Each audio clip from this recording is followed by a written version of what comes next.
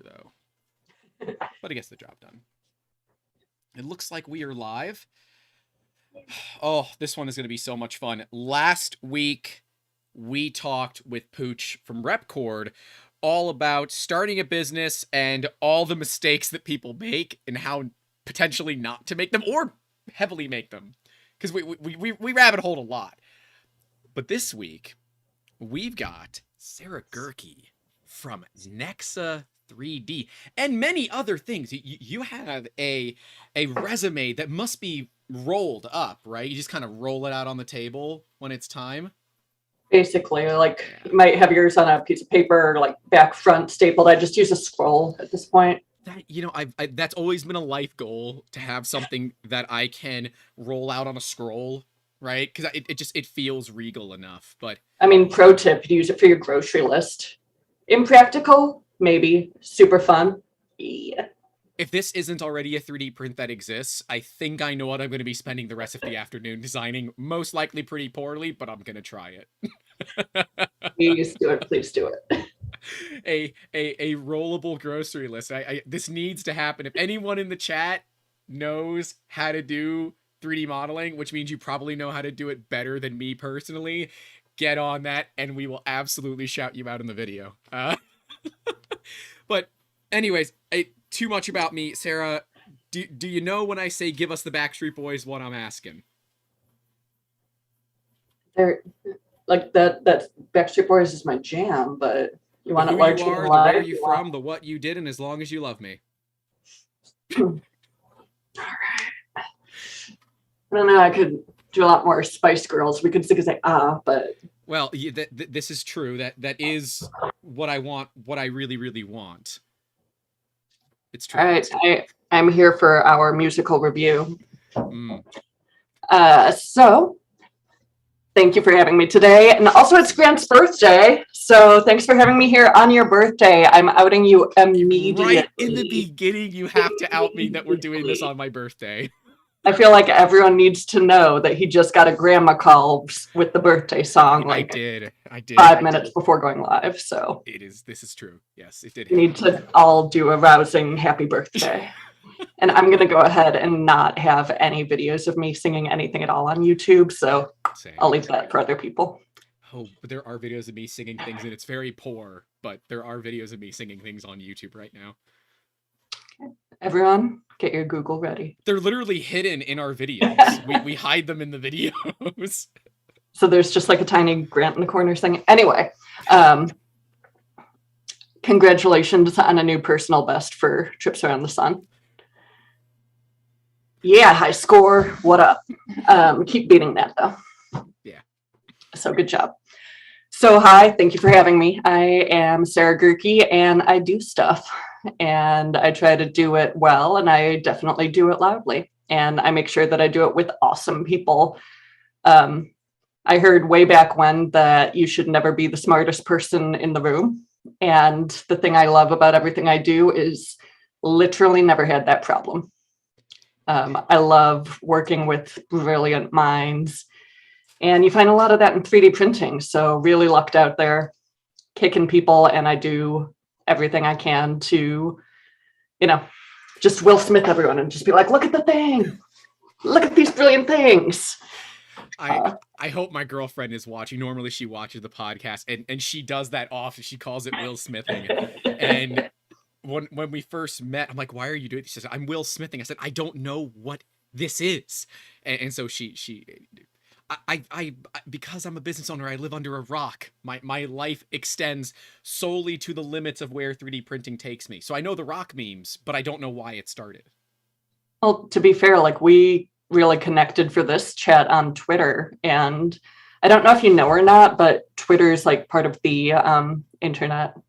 It is, and I only recently took it up because the marketing team said, you're an idiot, you need to be on social media. And I'm like, oh, okay.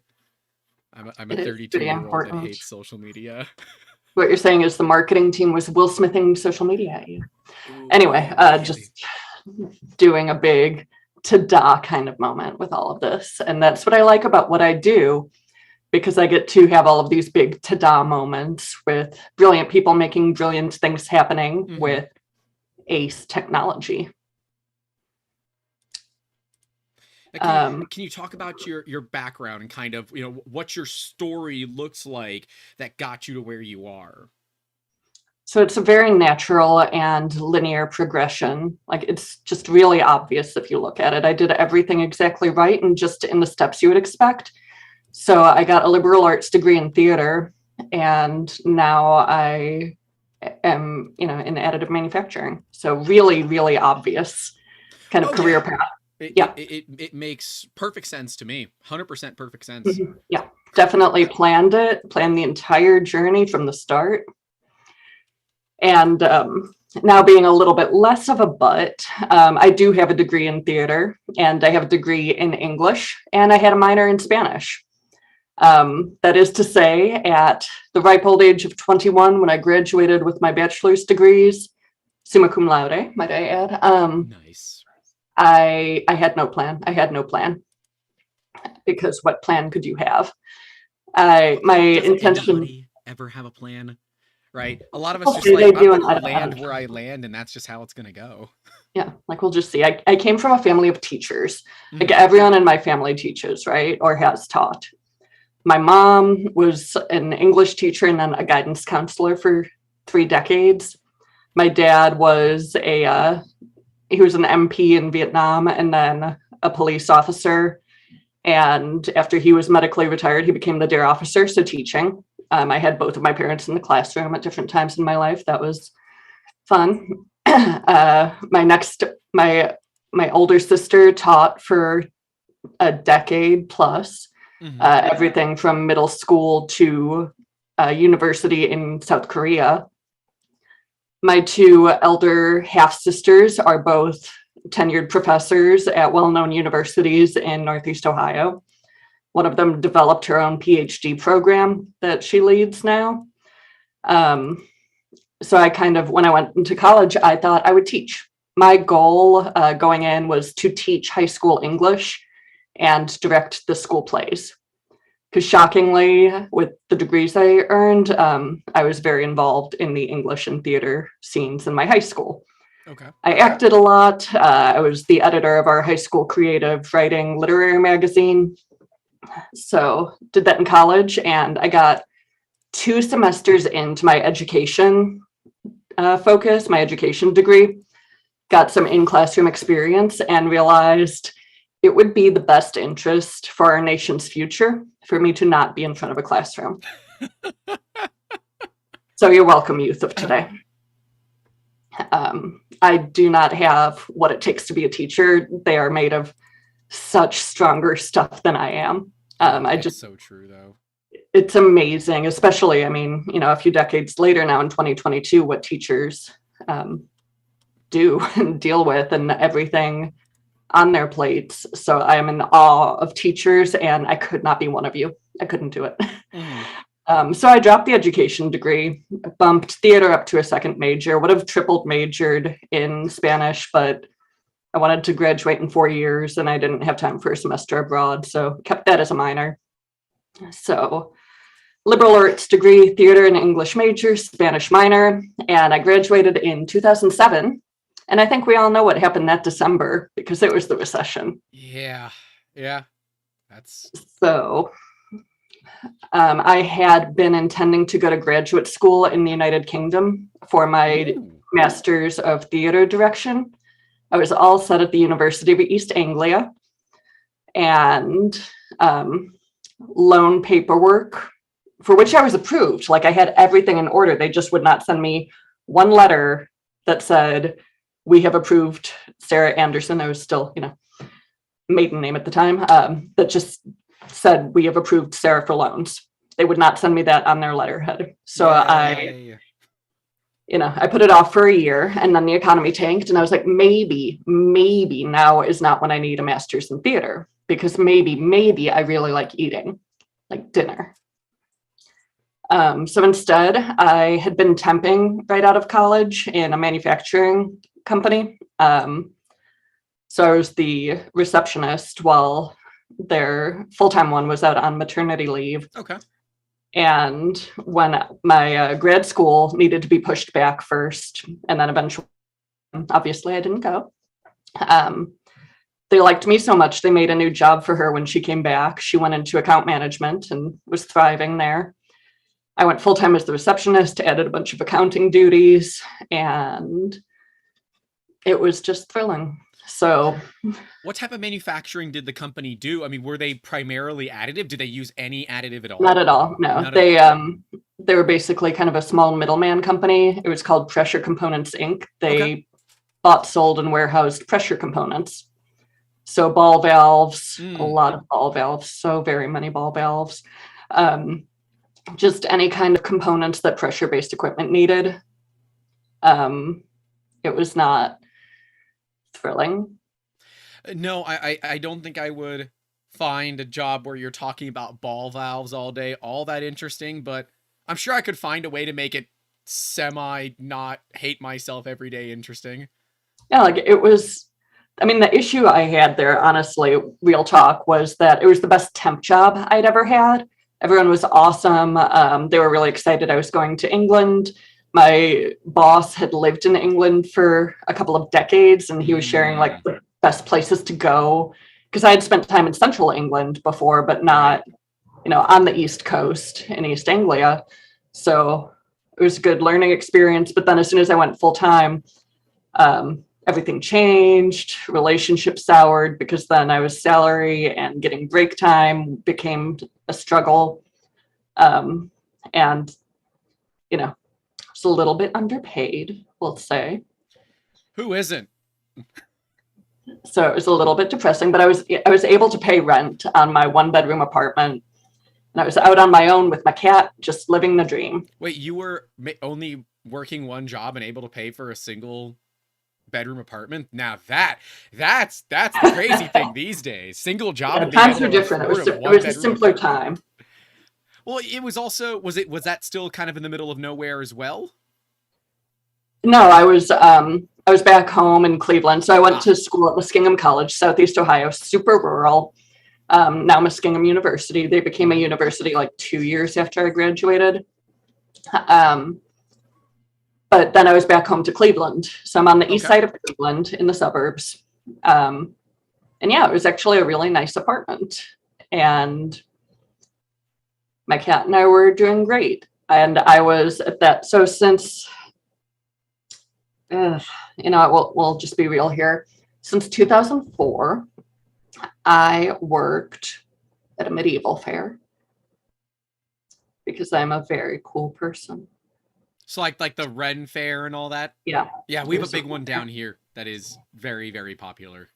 Yeah, I've maybe worked there a little bit. I might have traveled a little bit of the circuit in a couple of entertainment troupes. Yeah. But I was on staff at the one up here. Behind me is my rapier that I fought with a lot. And a wooden sword from a friend of mine who sold the wooden swords. So again, very cool person. So I worked there for a decade and made some of the best friends of my life. Okay. But it kept me sane in a weird way, because I still got to do what I loved. I wrote the scripts for some of the shows. We did, the big combat chess fight show. So for several years, I wrote the script for that, and I fought in that. In 2012, I was the pirate queen, Grace O'Malley. So that was my Grace O'Malley rapier. Oh, that's cool.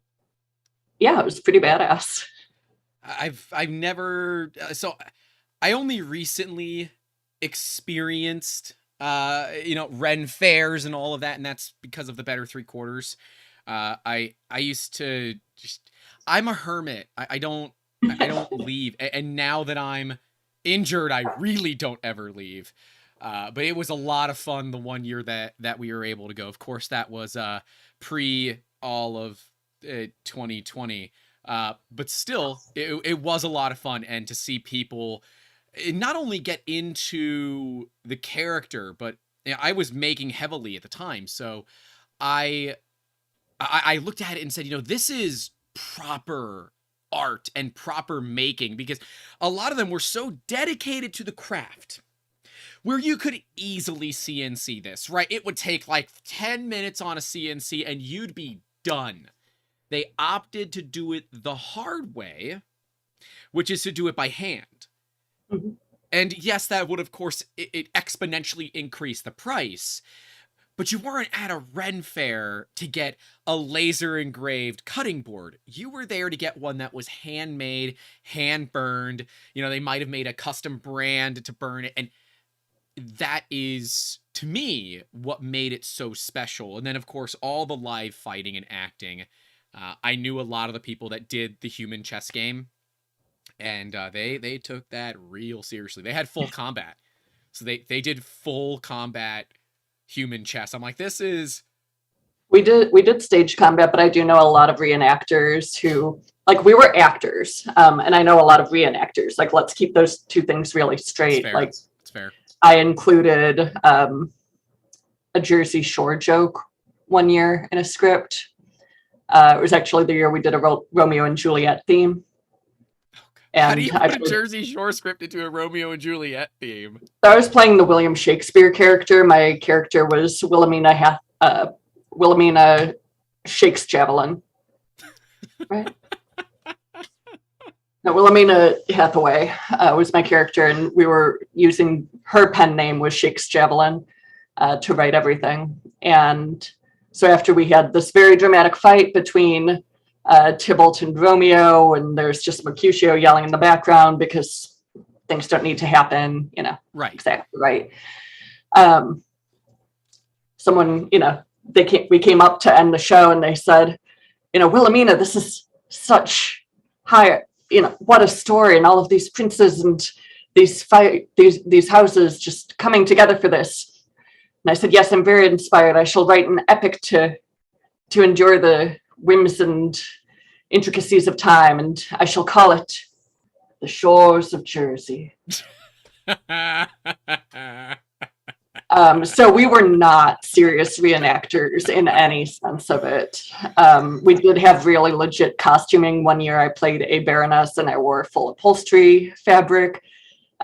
Summers in Ohio are unbearable. It was about 90 degrees and 90% humidity. Oh, it sounds like Florida, but just about 20 degrees colder. It was pretty miserable. Yeah, that's... I've never understood why Ren Fair happens in the middle of summer. Why don't you do it in the winter? Well, I went to one in February in Arizona, and it is weird to have a medieval English village with red sand, red dirt.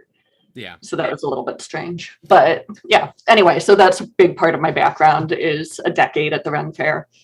And so that kept me straight. And then I was at that manufacturing company, PCI, for a year and a half. And that just wasn't, you know, a long-term thing. It wasn't.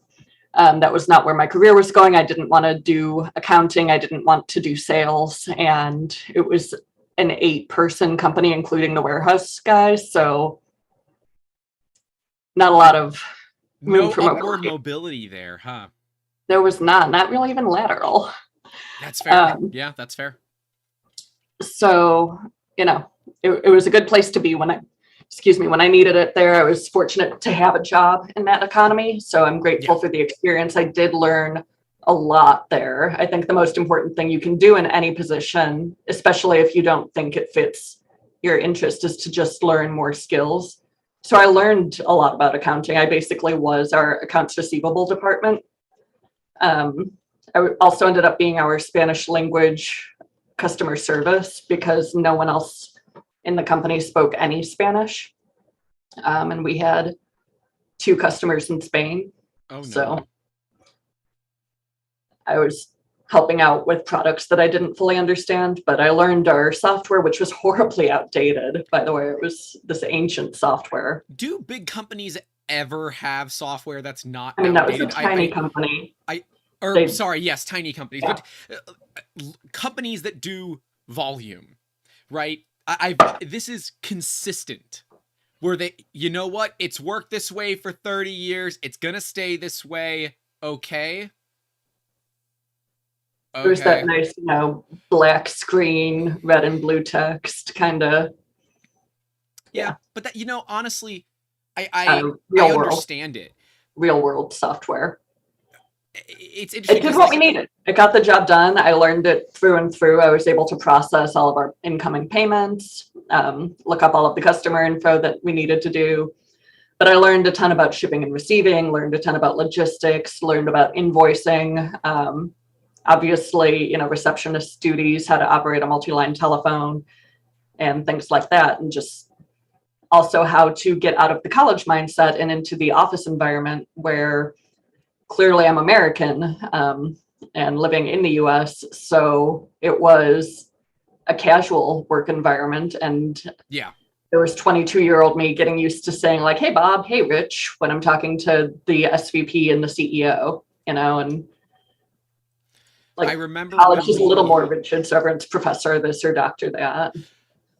I remember Brad, one of our team members, when I first brought him on, he was a student of mine. So I was a teacher for a little bit, and he refused to call me anything other than Mr. Posner. And I'm like, Brad, just call me Grant. For God's sakes, call me Grant. And now we're at the point where, he'll just like randomly start cussing, and he's gotten comfortable, right? It's all about finding that comfortability. Yes, and figuring out that company culture and how, does Mr. Posner mean it when he says you can call him Grant? Like, is that a real thing? I hate when people do that, right? If I tell you call me Grant, it's because I want you to call me Grant. It's not because I'm testing you to see if you're going to not use my proper title. Look, if you want a Dr. Posner, that's my dad. I'm just Grant, okay? There's nothing special. It's just Grant. Or, my joke is... Okay, there is something special, and it's Grant. Just Grant. Look at how we frame it. Ultimately, the goal for me when we work with anybody, whether it's a team member, client, or random person I meet on Twitter, it needs to be something that comes from a level of comfort. Because if people start a conversation and they're not comfortable, conversations are there for a reason. And if someone's not comfortable, no one is getting what they need out of it. And even if it's just to communicate, talk, and learn, if there's one person in this that is like, I just don't like this conversation, or I'm not comfortable in it, it's an utter waste of everybody's time. So I always try to create this atmosphere where I'm always easy to reach. Like, if people email me, they get my personal cell phone number because I don't care. I want to be easy to be reached. And if for some reason it leaks on the internet, it leaks on the internet, whatever. I don't, ultimately it is about being accessible, and people that want to hide behind, oh, I'm the business owner, I do this and that. I don't care. Get off your ass and get some work done. Yeah, like accessibility is awesome, but like, let's be real, like there is definitely a time and place for an admin assistant, and it's nice to have people fielding calls sometimes. But yeah, like it's reachability is a huge thing, and it just time and place for everything. But with you on just being easy to reach, like anytime I'm in something, I'm like, assistant. Yeah, me too. It would take up so much of my time. It would free up so much of my time. But boy, howdy, I can't afford one. But that's okay. Especially one as good as you. Sarah, you've like this path, right? We look at people's lives. And there's this famous TikToker called Daniel Mack where he goes around people in nice cars and said, hey, what do you do for a living? And it's like so that people that are watching can understand what job do they have to do to own a Ferrari. I don't necessarily care about where you are. I want to know how you got there, right? It's that journey. In a Ferrari, Grant, you just said it. They got there in a Ferrari. Oh, okay, fine. All right. Well, unless it was family money, right? You had to do something to get that Ferrari. And if it was, hey, I won the lottery and I decided at this point in my life that a $500,000 vehicle made sense, then that's fine. I want to know, like, so you did a bunch of writing for Red Fairs. You did admin assistant work, receptionist work. Where was this this transition that brought you to moving into additive manufacturing? So what was this impetus that kind of brought you? Well, we're still 6 years shy of that. Oh man, okay. So, yeah. Right. So I spent 6 years at an industry research company, market forecasting, all of that kind of jazz. The big giant research reports you can get, like, hey, I need a 10-year backcast and a 10-year forecast for the roofing industry in the US. I worked for that company. It was called the Fredonia Group, and I started as a junior editor there, became the head of copy editing, and worked on the workflow from the industry analysts through the entire editing workflow, because we had proofing to check the numbers for accuracy, consistency, reliability, copy editing, content editing, more copy editing, and then publishing and sales. Right. So I was working on departmental editorial flow, and eventually I was training the new editors, interviewing them, mentoring a new industry analyst, and then got into writing some studies as an industry analyst myself. Mm-hmm. And then again, I kind of ran into that thing of there was nowhere else to go. I didn't love writing the studies. We've kind of touched on this a little bit, but like, I'm not a numbers person. Right. I'm not. I wish I was. I'm not. I am words. Everything I think, like, I've been learning so much about the different ways people think, right? Because I've found out recently, like, some people don't have an internal monologue. I do. Like, I have it in words. You can have up to 7 strands of concurrent thought. I have that. It's all words. Don't have that? Yeah, it's a real thing. And I apparently know several friends who don't have that. And then other people who can't visualize something. Like, you can say stapler, and you might be picturing like the red office stapler from Office Space, but they'll just know what you're talking about without picturing one. It is a requirement for me to know this, right? It is a requirement for you to be able to imagine something. Because if you get into the psychology of the way the human brain works, like, some people know internal monologue, some people can't visualize, some people it's only like input output, some people it is kind of only visual. Some people it's more like colors that remind you of things, kind of a synesthesia kind of thing, where like you associate blue with needing to get a new box of tissues. And so you see blue and then you remember you need to go to the grocery store because it's cold season. So like, just the way that people think is so incredibly interesting. But for me, it's completely like verbal. Right. And that goes into, the way we all think and learn and process. And I am not an auditory learner. And for as much as I love doing this and having these conversations, I cannot listen to podcasts. I've been a guest on a couple and they're like, cool, we'll send you the recording for your approval before we go out. And, if there's anything, I'm like, no, I said it, it's out there. I'm not going to listen to it. I'm so sorry. It's why I decided to do these live. I can't. Yeah. It's like, I just spoke for 2 hours. I don't want to spend another 2 hours listening to my dumbass talk. Yeah, that's why I've just, I've also, done this thing where I do just straightforward honesty. Like, I don't have any extra layers of things to remember. Yep. I know what I can and cannot say publicly. Like, I've just got a good feel for that. And so, if I said it, I said it. It's out there. But I'm not going to just go back and listen to this or, frankly, other podcasts. Like, I'll watch these videos. Like, I love watching interviews. But if I'm not watching the people, like, I'm not there. I can't do ebooks. I can't do other podcasts, and it's just the way my mind works. Like, this is precisely why we decided to do a video podcast live on YouTube. The 3 reasons why we decided to go into this route, because I like audio only podcasts, and if anyone's looking for a great recommendation other than the Making Awesome podcast, Darknet Diaries is phenomenal. It is so good, especially if you like cybersecurity and that realm. And that one I can deal with because the presenter that talks is so good at painting that picture. And I think that to me is what makes it a good experience. So I said, all right, I'm not the best at painting a picture, and I'm certainly not the best at doing it live. So screw it. Let's just do it live. And if we need to paint a picture, we'll get the Italian jazz hands out here and we're going to make things happen. Right? I'm Italian, Polish, and Spaniard, okay? The jazz hands are just kind of part of what occurs. That tracks.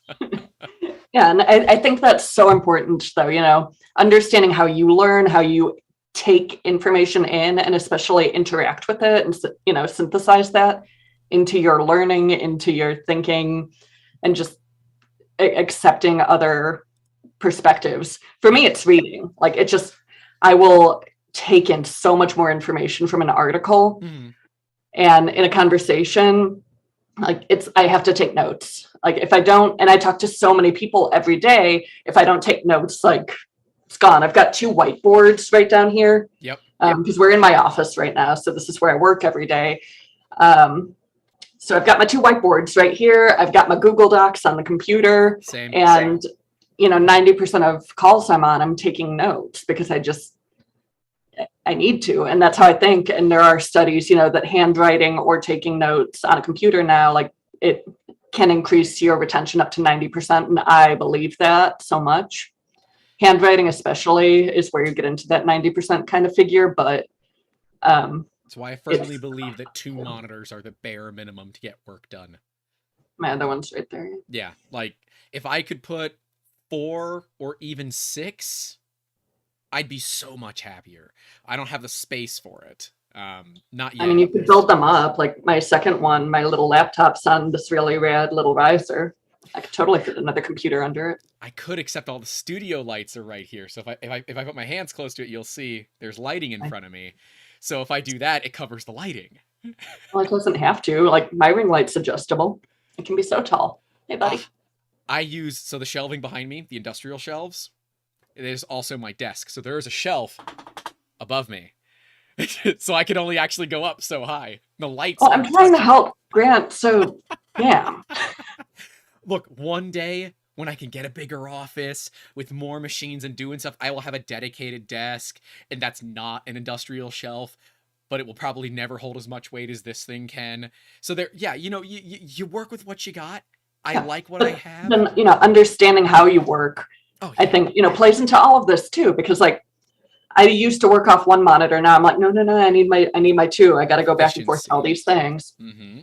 And I might actually add a 3rd one over here, just for other stuff that I need to do, which takes us back onto my weird career path. Right. So when I was at Fredonia, I was looking at my next step because, again, I ran into a place where there was nowhere for me to really progress.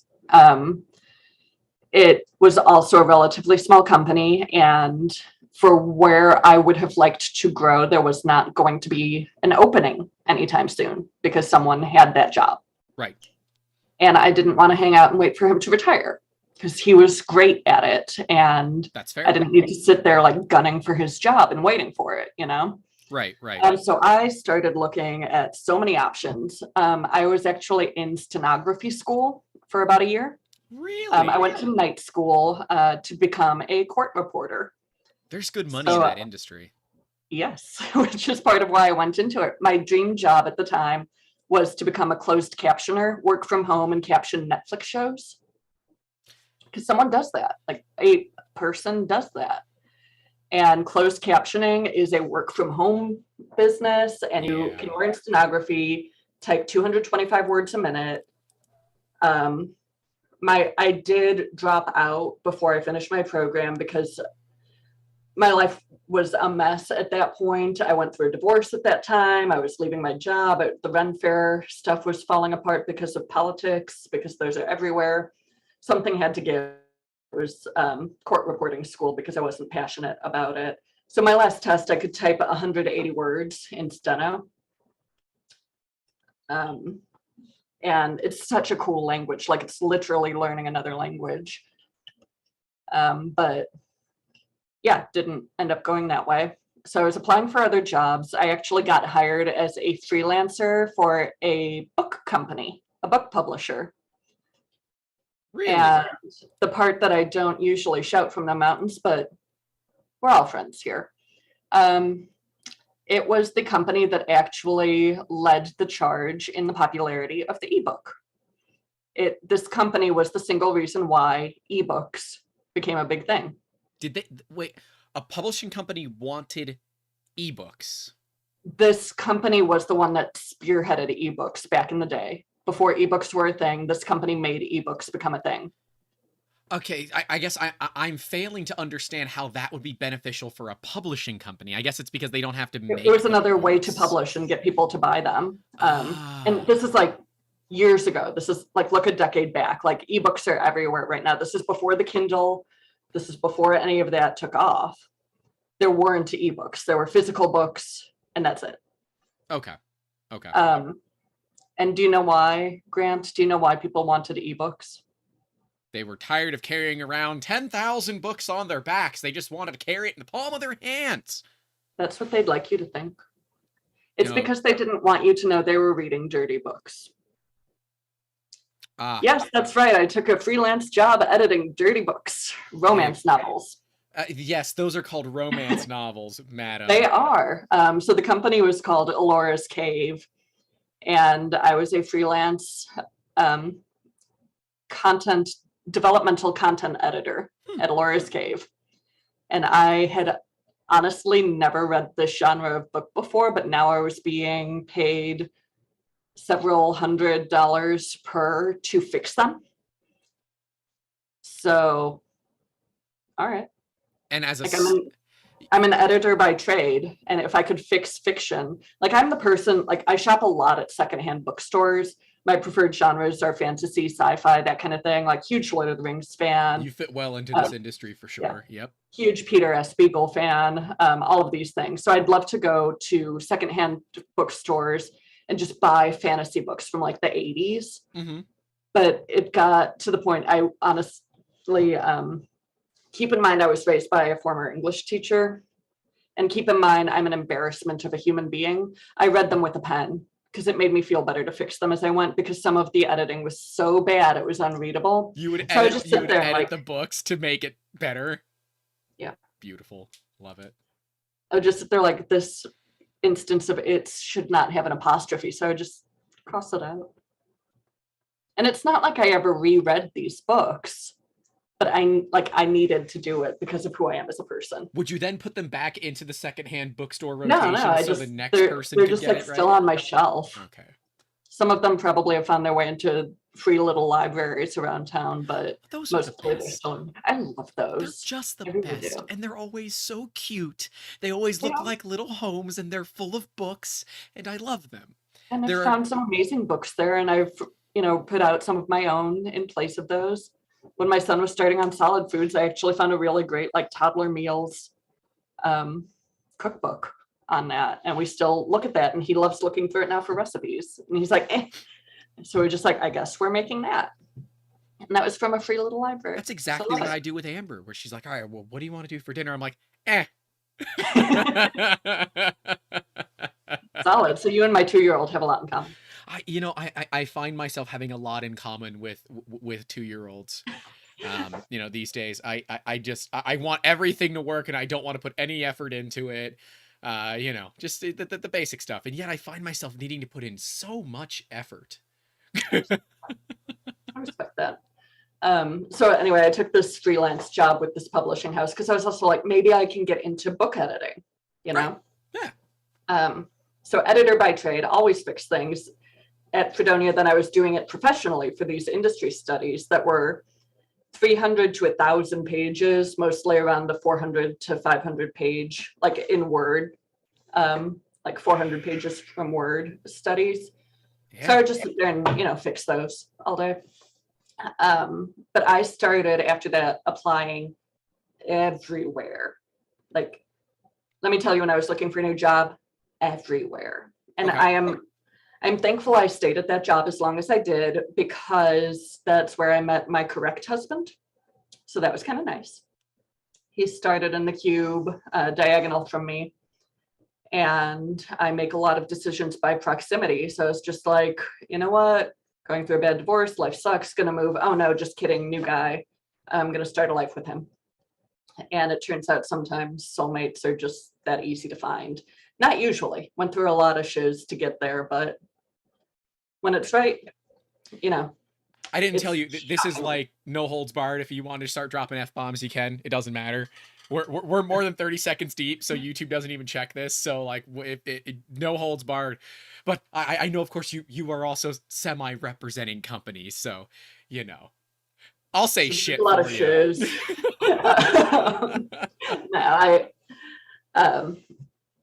yeah, but so it did. I am one of those really annoying things happen for a reason. People, not going to say everything happens for a reason, because we're in year 3 of a pandemic and the world is on fire, and there was a huge underwater volcano eruption last night with a tsunami warning affecting the entire Pacific area. So like, I'm going to say things happen for a reason and not everything. You're sitting here like, I'm in Ohio. Ain't nothing gonna touch me. I mean, snow. I'm in the snow belt. Oh yeah, that's fair. I won't tell you how hot it is here right now. I don't want to know. Yeah, you don't want to know.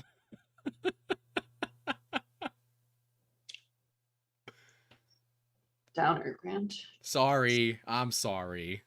I don't feel like you are. I don't feel like that was genuine. Look, it also means I have to run my air conditioning in the middle of January, okay? I'm so sorry for you. We have a high of 20 today, which I am hoping will hit. It is almost 20 degrees centigrade. Does that help? Leaves Zoom call.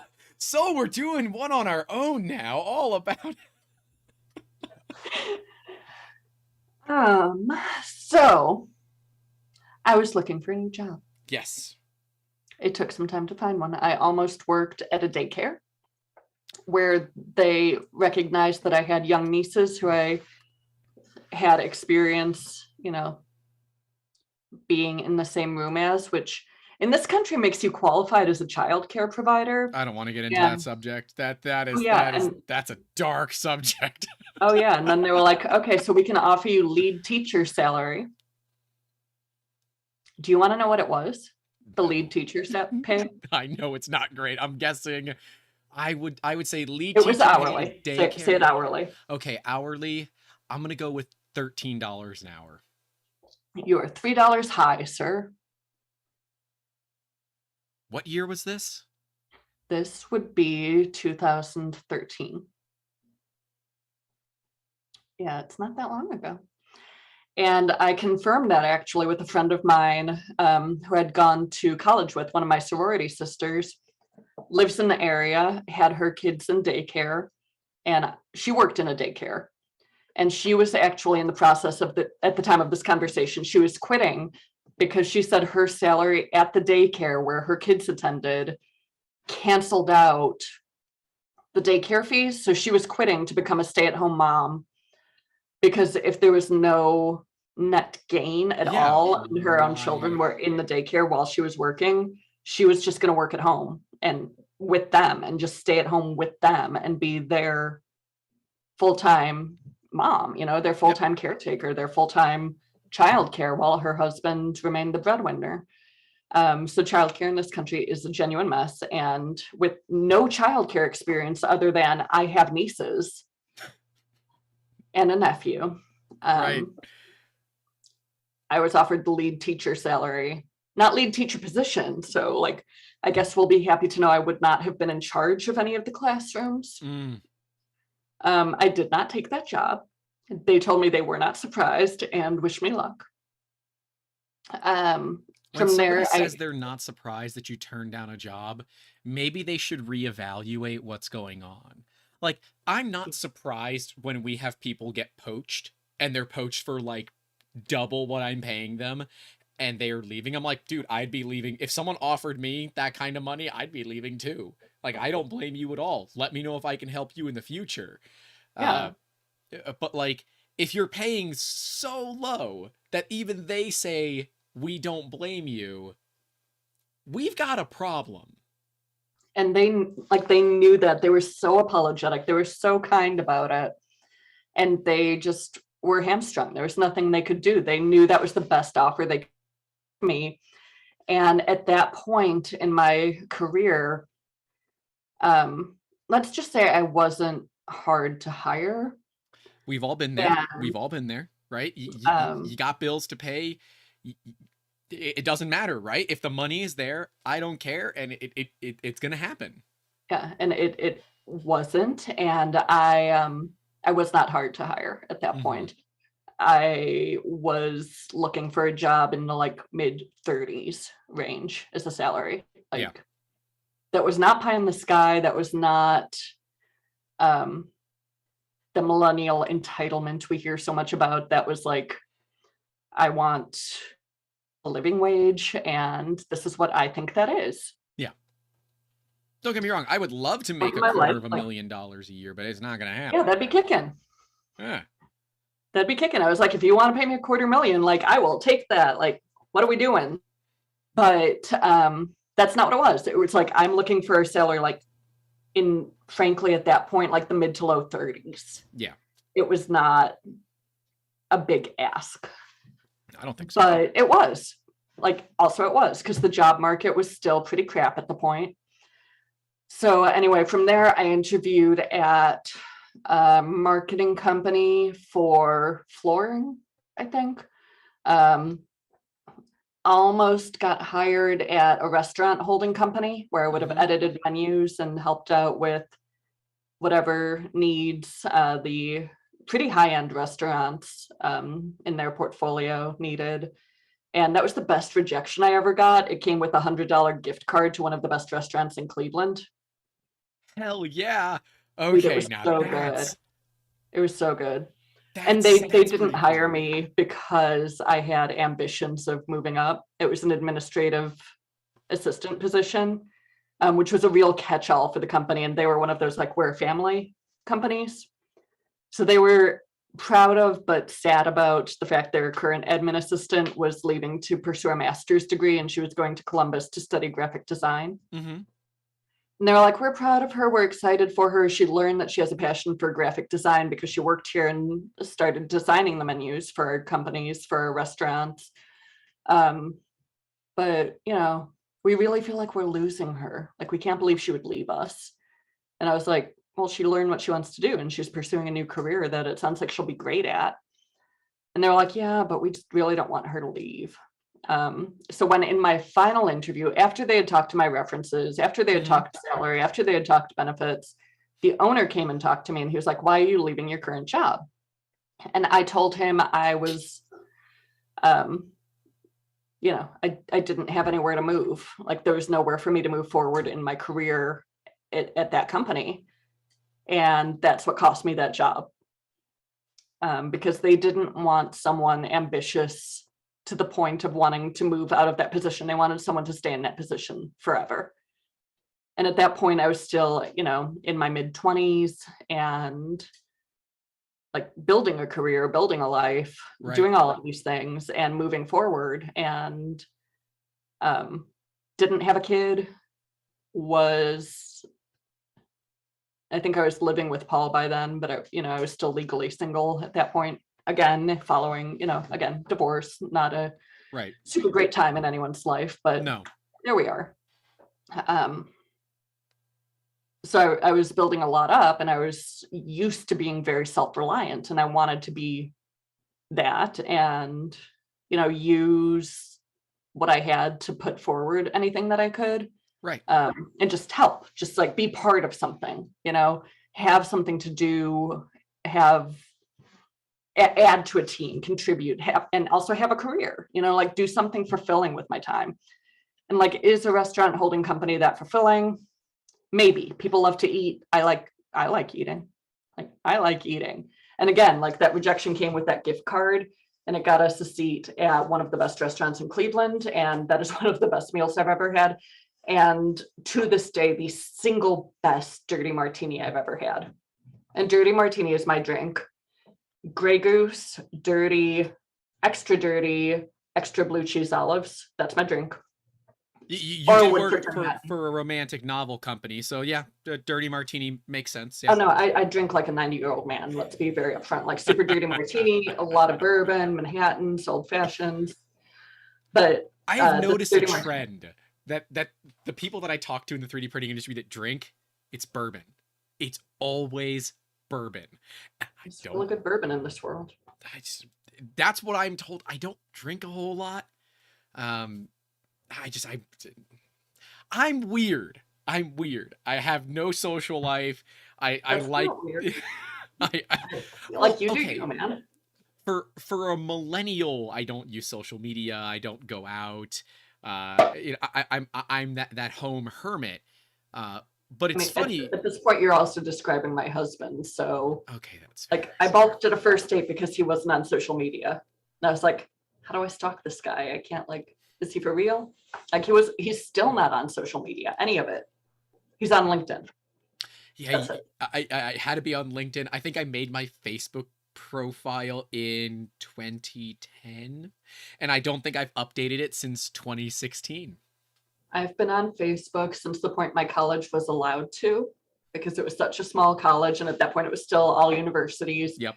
That we were like third, fourth tier of being allowed to be on Facebook with that .edu email address. But I've been on since then. So that was 2006, right after MySpace, which I was also definitely on.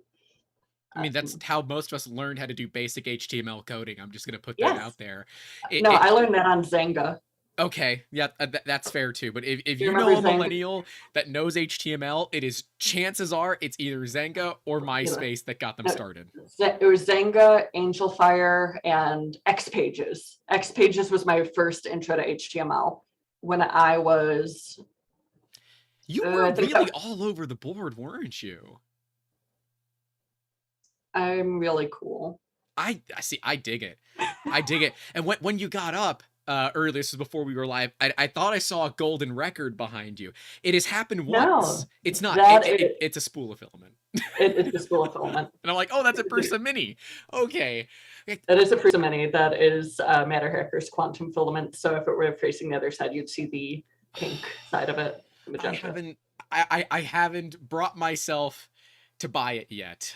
It is like on my list. It is very affordable and it's beautiful, and I also have to shoot myself in the foot here because I haven't had a successful print with it yet.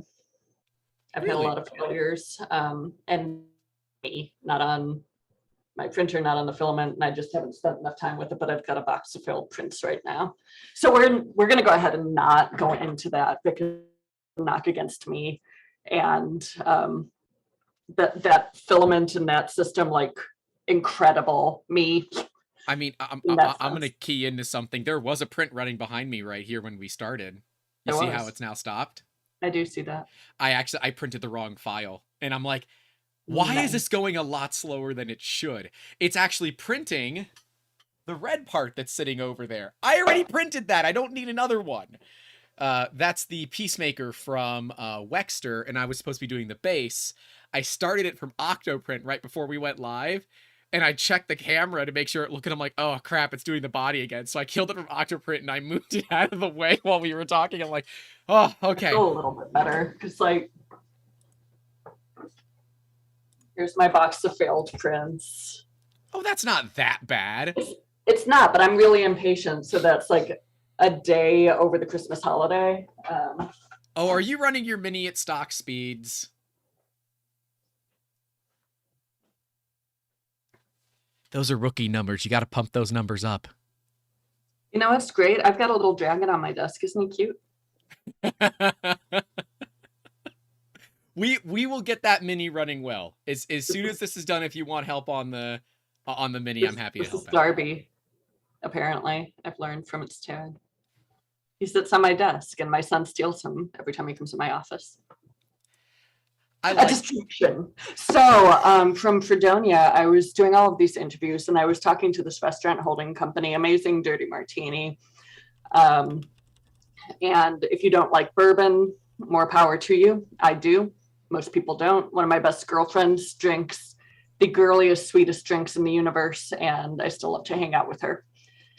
So, and one of my other best friends does not drink at all, and I love to have shrubs or coffee with him. So, have you had a shrub? They're so good.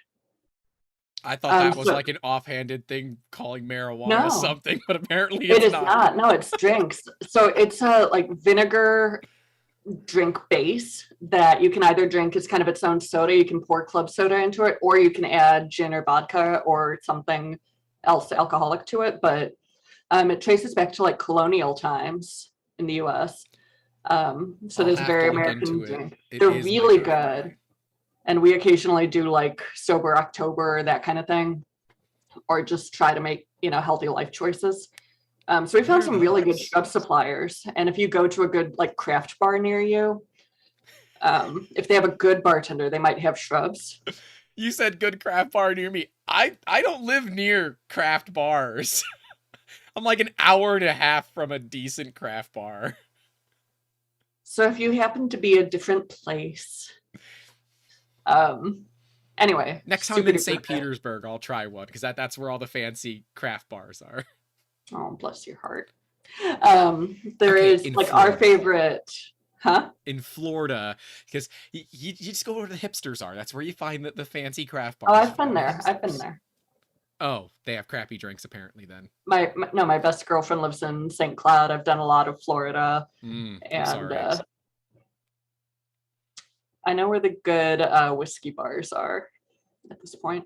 And there's one really, really close to a great nail salon. So anyone going to St. Cloud, hit me up. I know a great whiskey bar and nail salon, separate establishments. Are Oh they my God, next if they were door? together, that would be amazing. Can you take the whiskey into the nail salon? I still I think that's a don't good think business so, concept. but when my girlfriend and I got mani-pedis, our husbands went to the whiskey bar.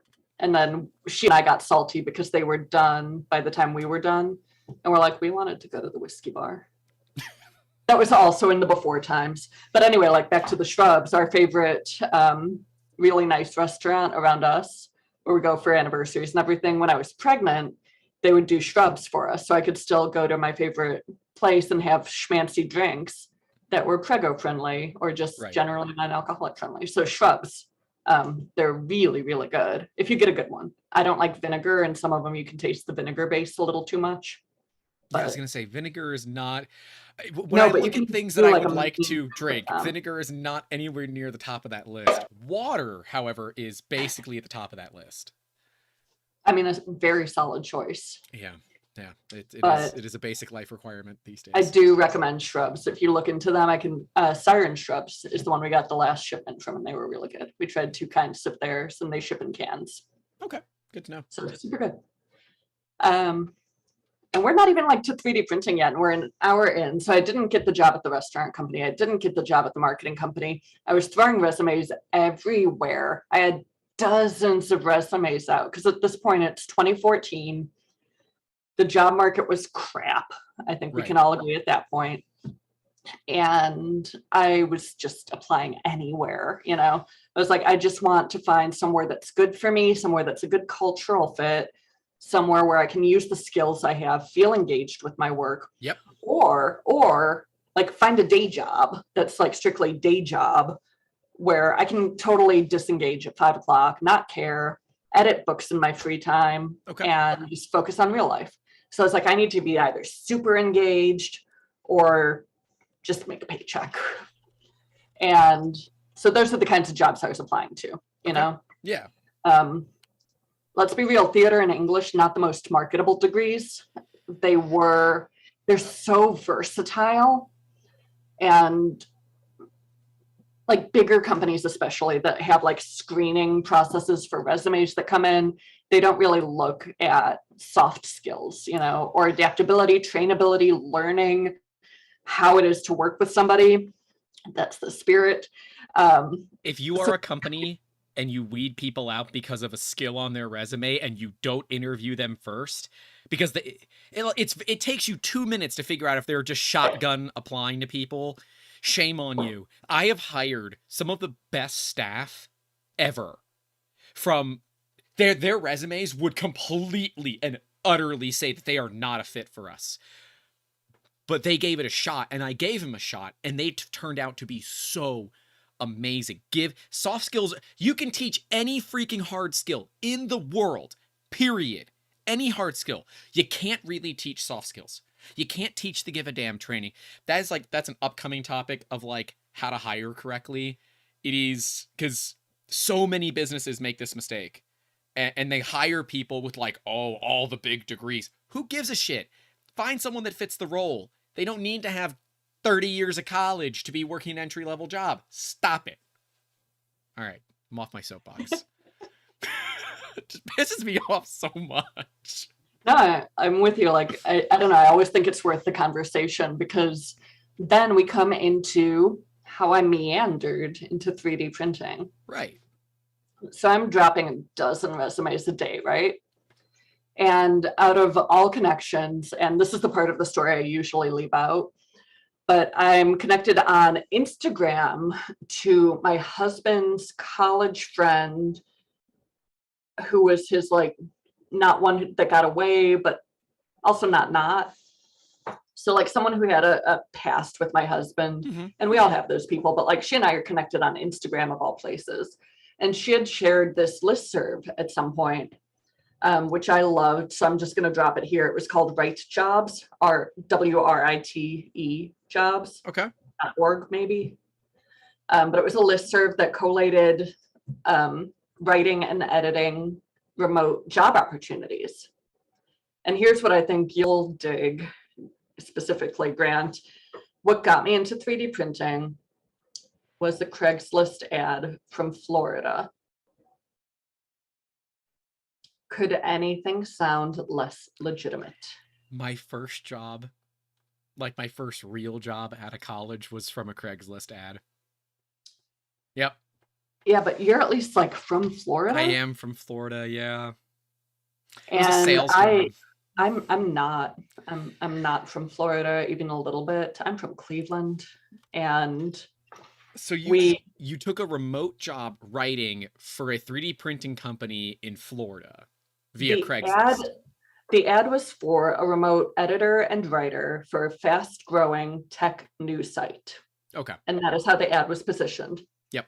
I applied, and they were like, "Okay, hey, here's the website. Here's what we're doing. Are you up for a Skype interview?" And I was like, "This seems legit." Yeah. Sure.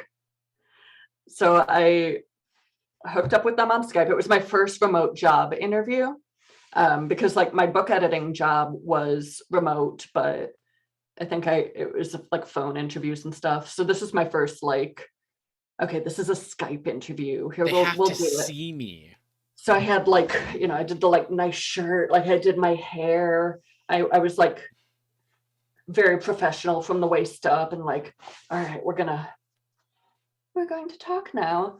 I'm professional, Sarah. How are you? They didn't even turn camera on. So it was through chat on Skype. And I seriously remember how it went, which was basically, okay, let's do this. Like I sent over a quick portfolio. They sent a quick couple articles. They sent over an article and they're like, "Hey, edit this." I was like, "Okay, here it is." They were like, "Oh, that was really fast. Can you start Monday?" Yep.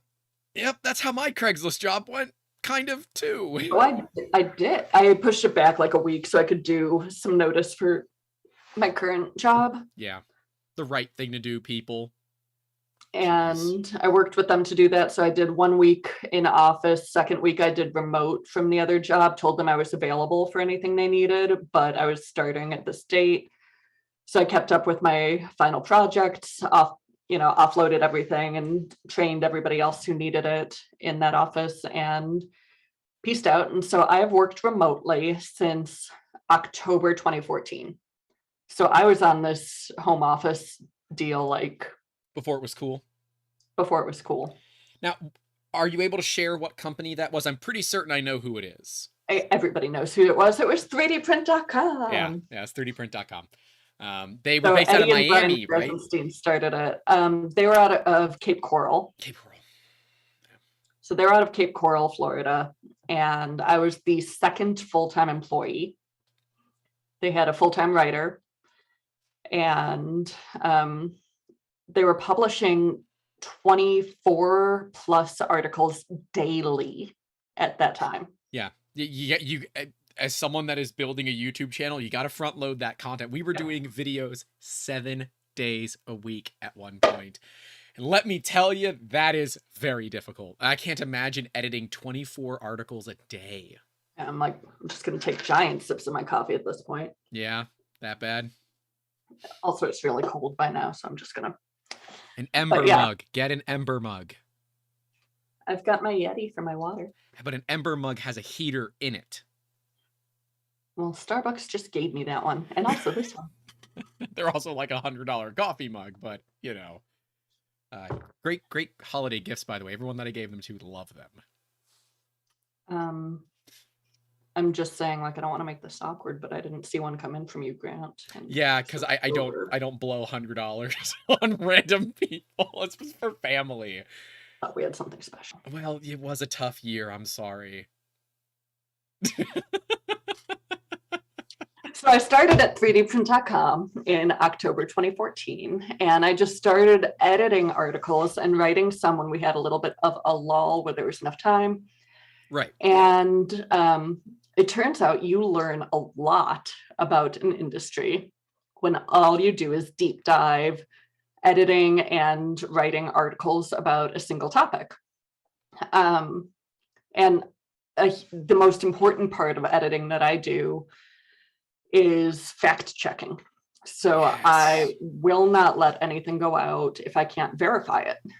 And that was one of the things I brought to the table, because I was like, sorry, this one took a little bit longer. I had to verify some numbers. I had to check some things. Right. And that's how you learn, you know, because I was like, we're not going to make claims. We're not going to stick this out there. I need to know that this is verified. I need to understand what these numbers mean, where they come from, like what's the benchmark, where did this come from. I'd been working with, like, as we talked about, I'm not a numbers person, right? But I had been working with numbers at the industry research company. So I can tell you inside and out how to calculate an annual growth rate. Like, we were doing growth rates for all of these backcasts, forecasts, all of these industries. Mm-hmm. For a long time, my random trivia knowledge was the annual growth rate of sales of beer in China, because that company had US and Beijing offices. So we had US specific, China specific, and global studies. Right. And so I was really familiar with these industries. Some of my coworkers were the phone a friend on Who Wants to Be a Millionaire, like legitimately. Oh, that's and we cool. had people go on Jeopardy, because you pick up so much random knowledge. And it was a really cool place, like, to just, you know, again, with learning any skills you can. I learned so much there. I learned about roofing. I learned about construction. I learned about beer demand in China. I wrote studies on the pet health industry in the US, the RV industry in the US, cosmetic surgery, like a crazy amount of things, and a few chemical sectors as well. And I had edited a study on the global 3D printing industry. And looking back on that very old study, I'm just like, wow, we did not know how to segment that. We did not know who the big players were. We did not know how to segment hardware, software, materials, services. We did not know this or that. So presumably that study's grown leaps and bounds since then. But like, once I got into 3D printing and I read, you know, the Wohlers report, I was like, oh, that's what an industry study on 3D printing should look like. I get it now. Terry is such a good guy. I love Terry. It was left field when he sold the company. I did not see that coming at all. You might have, because you're more ingrained on the professional side with the larger companies than I am, but I didn't see that coming at all.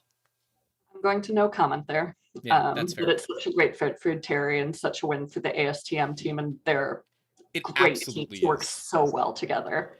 So I'm really chuffed for both parties. This is one of those cases where an acquisition, I'm like, I don't have any like ill will feelings about it, right? You know, like when Desktop Metal bought X1, I'm like, oh God, how are they going to screw X1? So far, it's been okay, but I looked at it and said, please don't shelve the technology. Please don't shelve the technology. And thankfully, I don't think that was ever the intent. Like, all of Desktop Metal's acquisitions have been so, like, they have been brilliant. They really have. They have, but I would be lying if I said that it doesn't feel like when 3D Systems went on their shopping spree years and years ago that just sent their stock price to the moon. They did nothing with it and it fell back down. And it's like, it always worries me when we see companies going on shopping sprees, because are they just buying up market share to own market share, or are they buying it up to actually do something good? And I had some private talks with some people over at DM, and yeah, they have some good plans. But when I saw that acquisition, I'm like, oh boy, this may not when end they well. did that one, like that was a brilliant move. I didn't see Envision Tech coming. That one I will openly admit. Right? But what they've done since with Aerosint, with Hydro, like those are brilliant moves on their part. Brilliant. Yeah, and I think Desktop Metal's basically gotten everybody at stupid cheap prices, like just way less than I would have thought that it would go for. So good on them. I mean, they've clearly got a good negotiator, but Desktop Metal is going to be a powerhouse, and Going to be. Okay, that's fair. They are a powerhouse. I'm used to when we had, only a handful of companies publicly traded, and those are the ones that I watched. 2020 and 2021 were the SPAC years, and everybody decided to go public, and I didn't know what a SPAC was until last year. I didn't. Me neither. I had no clue. Because like I rolled into this industry, right? I just like I do this now. You're like, I guess I'm gonna do 3D printing. Screw it. Yeah, let's keep going. I guess I do 3D printing. And same with, all of these things and everything I've learned along the way. Like you learn all of the other acronyms. You learn SLS, FFF, FDM, SLA, WHAM, BAM. You learn all of these things. And then you're like, okay, I guess now I'm learning SPAC. And so I love that. I love there's always something new, something happening, something to learn. But yeah, like when I started in 2014, it was a job. Like, let's be real, it was a job. It was interesting. I was learning things I'd never learned about before, right, because I had worked in manufacturing at PCI, and I temped every summer through college, and that was usually in manufacturing companies. Mm-hmm. There are a lot in Cleveland. We're former Rust Belt, evolving Tech Belt. So I worked in roofing companies. I worked in a company. My favorite temp job, just so weird. I worked at this company for a couple of weeks that made the caps for aerosol cans. That's it. That's what they did. Okay. And my, 19-year-old brain could not wrap itself around the fact that, like, at some point, someone had to say the sentence out loud. I want to make a company that makes the caps for aerosol cans. Yeah. Whether to get their business loan or get the property that it was on or whatever, like someone had to say that sentence. Yeah, there are a lot of businesses I'm like, how did this come to fruition? And it was such a busy company. They had so much to do. I was filing MSDS reports day in, day out. Yep. And we had so many different paint colors because they all had to be that perfect Pantone match. Of course. And there was so much intricacy that went into it. So it was brilliant. Like there was absolutely a market need, but I was just sitting there, a naive liberal arts student, like, we're doing caps for aerosol cans.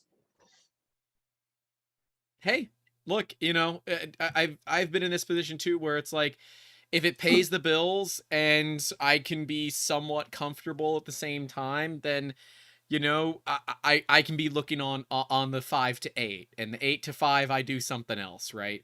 But you eventually decided that working for other people might not be the best move, and you started your own thing, right?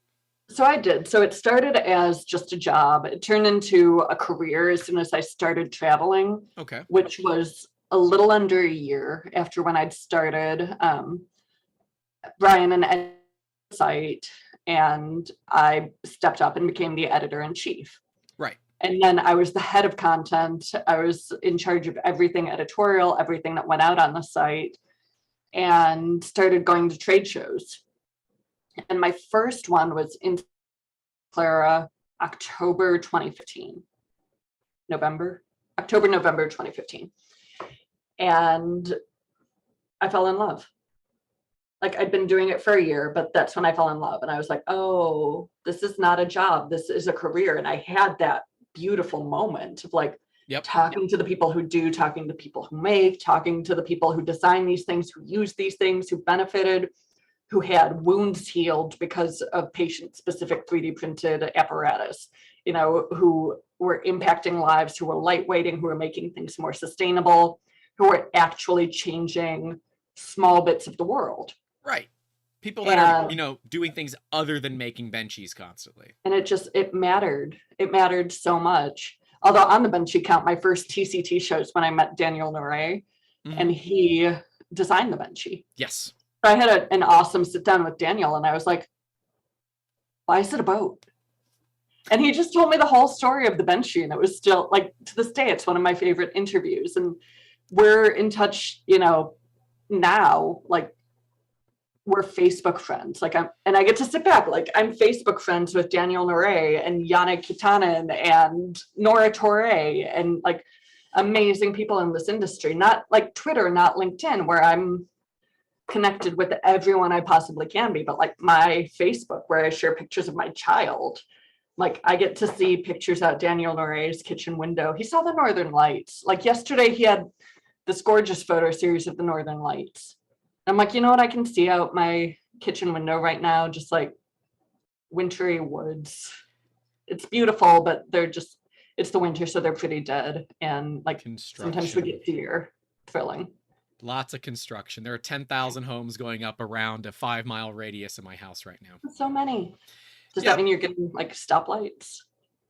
We have roundabouts now. We have 2 roundabouts. Ooh, good luck with that. People in America are so bad at those. There are some tire marks on them already where people have clearly either maybe been a little too vigorous in going in and understeered into a median, or people don't know how to drive. But it's Florida. They don't know how to drive anyways, which is why a big part of our business is crash reconstruction. Heartening. Hey, look, I'm not the one that crashes the cars, okay? I'm just the one that makes it. I'm going to go ahead and just take your word on that, so. Yeah, that's fair. Yeah. I've never totaled a car. Never totaled a car. So, that's a plus. Neither have I, so. But we got that going for us. Yeah, you know, can't hate that. And so you were traveling, doing interviews for your company, right? That was kind of the move, and then you were writing. So I went to conferences, I went to launches, I went to technology sites where people were doing this. Okay. I went where technology was happening. I went because it was the before times and we could do that. So I went everywhere. Like I was at HP in Barcelona for their pre-launch for MJF in 2016 before they announced it at Rapid that in year. Orlando. Yeah, that was Rapid there. Orlando. I was there. That was so I was there cool. in Rapid, and a couple weeks before that, I was in Barcelona for the pre-launch stuff, all of the embargoed goodness, where we got to go in through the labs. Cool. And enjoy Barcelona. That's when I met Terry the first time, Terry Wohlers. I've never met him in real life, but you know, I've met him many times. He's a wonderful, wonderful man, and I'm really glad that he's in this industry. I've been on some Zoom calls with him, some big additive manufacturing Zoom calls. This past Thursday we were hanging out with the president of Cobode. He was showing off the new stuff, but I'm like, Terry is kind of one of those white whales to be on this podcast. Like, but I'm like, I have to have guests that. Well, now Terry has a podcast. It's the Wohlers Talk. Yeah, I know. I could never go on to his podcast. I'm not qualified, and he's overqualified to be on mine. So I'm like, I have to get really cool people to work up to Terry, because if it's just like me talking about 3D printing, then all of a sudden Terry Wohlers comes on, it's not going to get the press that it deserves, right? And here's Terry talking to some guy. Yeah, some random Florida man. Yeah. with some Prusas behind him that thinks he knows what he's doing. Yeah. Who's this asshole with Terry Wohlers? That's what I would name the episode. Well, I'm glad you don't have such reservations about me, Grant. Oh, no. I found out about you via Nexa. And then I dug a little bit. I'm like, okay, you are really interesting. And then, hilariously, I was on another one of these 3D printing talks. SJ was on there, and she was talking about you. And I said, okay, I got to make this happen. Let's find a way where I can easily make the connection where it doesn't feel like I'm just blatantly asking for a guest, right? I like them to be more genuine than, hey, do you want to spend like 2 hours talking to someone you've never met before? But knowing your background, I'm like, she's probably actually totally fine with that. That's like 90% of what you do. That's kind of what I do. Yeah. I just go around and talk to people. Yeah, I got really used to interviewing people when I was at 3D Print. We did start a quick video series while I was the editor-in-chief. That was not my wheelhouse. I didn't know how to do it super well. So I was like recording at events on my phone with the tripod and mics. So I got some good interviews, but I don't know how to edit video and that kind of thing. So like, it's nice to now work with teams who know how to do that. And that's why I love teams. Like, people have skills that you don't, and you don't need, like, it is a ridiculous expectation that any one person knows how to do everything. You mean being the business owner? You don't know everything to do? About that. Yeah. So yeah, I was the editor-in-chief at 3dprint.com for about 3 years. Okay. And then I launched my own company in 2018 and left 3D Print, launched an LLC called Additive Integrity.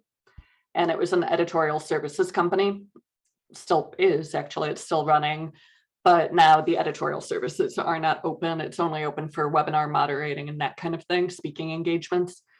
But I had been open to client work. My primary client from launch until this past summer was Fabaloo. Yep. Which is one of the longest running websites in 3D printing. Carrie Stevenson started it single-handed in 2014, 2007. Really? It's been going for a long time. Wow. Fabaloo's great. Fabaloo's amazing, and Carrie is brilliant. And he works with Marnie Stapley as the VP of Sales. And I had known of them for a long time. I met Marnie on an HP trip at Palo Alto, where we were in like the HP garage. Wow. The garage where it happens. The traveling that you've done, things that you've seen, that's amazing. Yes. Just straight up, it's really, really cool. I've been in an incredibly fortunate position. So we were at the HP garage in Palo Alto. Marnie took a photo of me actually in that garage, and that's how we met. So I'm just standing like this, like in the garage where Hewlett and Packard got Hewlett Packard underway. And that, that's cool. Like, that's freaking cool. I don't even care who you are. Like, I'm not a techno geek. I didn't grow up like fangirling anyone in technology. If anything, like, I fangirl like Spencer Reed from Criminal Minds, like a normal person, but it wasn't, the technology leaders of everything. Like, I don't care who you are though. Like, you go to that garage, you're just instantly in that moment and in that world. And like, this is the room where it happened. Like, cool, world-changing things happened here. And that gives you one day they can tour this room and say the same thing, but they probably won't. Statistically speaking, they're not going to, but maybe they do. I mean, I hope no one does here, because this is my literal home. So, this is also my literal home. Yeah, like, maybe don't tour my house. But see, we would be out of it. It's not our problem anymore, yeah, I mean, right? Let's be real. Like, in college, the most famous alumnus from Muskingum was John Glenn, and I was almost a tour guide at the John and Annie Glenn Museum, which was their home in New Concord, Ohio. That's cool. So I've been inside John Glenn's childhood home before, so that's normal. I think that's cool. It is. It's super cool. John Glenn's amazing. I did get to meet him once. And as much as I told you I won't sing on YouTube, I got to sing for John Glenn once. So that was cool. I mean, when somebody like John Glenn asks you to sing, You don't ask, you just sing. Like for you, John Glenn, let's roll. Anything, yeah. I've had the opportunity to meet some really cool He people. was a good man. Like he really was very impressive. Yeah. But yeah, no, the travel was incredible. So 2018, I took to being a one-woman show. Mhm. And so that summer, I established additive integrity, learned everything it meant to start an LLC, learned what it meant to file that paperwork with the government, learned what it takes to set up a business bank account, setting up my own website, the domain, the email, all of that. And Fabaloo is my primary client. Over 3 years, I worked with at least 24 companies throughout the industry, from the US to Israel to Europe. And basically everywhere. I took speaking engagements, a lot virtual. I keynoted in Taiwan, which was amazing. Taipei is beautiful. Spent a day in Junfen with some of my other speaker colleagues at that event. Incredible. And got to learn so much during their sessions and then eat incredible food and then go to the tea house that Miyazaki made famous in Junfen and have tea there. So amazing. Definitely not jealous. It was really cool and the tea was genuinely good. But also it was just really incredible to be there and to be there with international colleagues, from across the industry. And so I worked with Fabaloo. I was the managing editor there for 3 years. And in 2018, around the time I established Additive Integrity, I joined the board of directors at Women in 3D Printing. I had published our first Diversity for AM report that spring of 2018, because Nora founded Women in 3D Printing 7 years ago, right? And she started it as a blog, just noticing she was one of the only women she would see at a trade show. And so she was like, okay, if I interview a woman a week, that'll be a nice project to get me through this year, the end. And 7 years later, we're a community more than 23,000 members strong, men and women, in more than 35 countries. We have more than 75 local chapters. We have huge events in normal times at events like Form Next and Rapid. All of the local chapters have meetups. Some of those are still virtual. Next week, we're talking on Saturday now. On Tuesday, Wednesday, and Thursday is our second annual type conference. Yep. And that is technology, industry, people, and economics.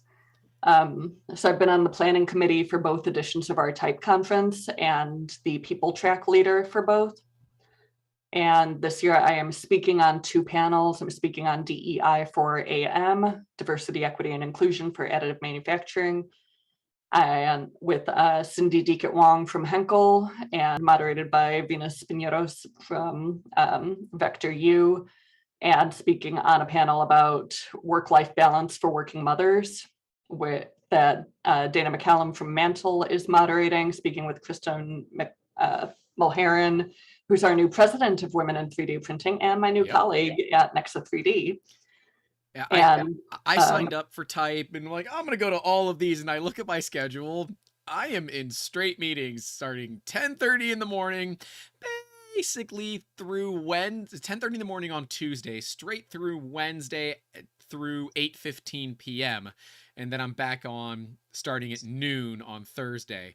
I'm like, oh, okay, we're not sleeping Tuesday, Wednesday, but screw it. I'm here. We're operating in 3 different time zones this year for type. So last year we had a global presence at type, but our core team and the Women in 3D Printing board of directors were all based in the US. And we wanted speakers from Europe and Africa and the APAC region. We wanted, people from every time zone. Yep. And so last year we had pre-recordings. We had people on the meeting at 2:30 a.m. And that's just not ideal for, human functioning. I'm staying up because the sustainability in AM is at 2:30 in the morning, Wednesday morning. I will be on that call. I want to learn more. So I'm gonna Like, stay up. we want you there, and also there will be recordings made available after the fact. Oh, well, that's But convenient. and if you attend live, you are able to participate in the Q&A as well as the networking, which, you know, speakers will be participating in.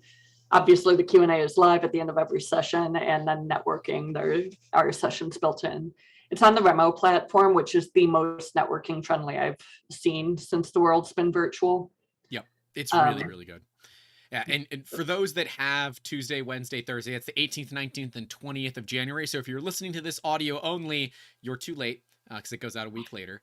Go catch the recordings. But if you are wanting to effectively get probably the best damn crash course there could be on what hardcore 3D printing is like, this is not like Prusas and Crealities. This is, which are great systems. They are great systems, but these are machines that have payments that are more than house payments, that are more than very expensive car payments. But they're machines that can pay for themselves in 3 to 4 months if they're properly utilized. Just like a Prusa can, but you know, it's just 200,000 Prusas. And that's okay. And you're going to be learning from industry experts. And I am so excited for this.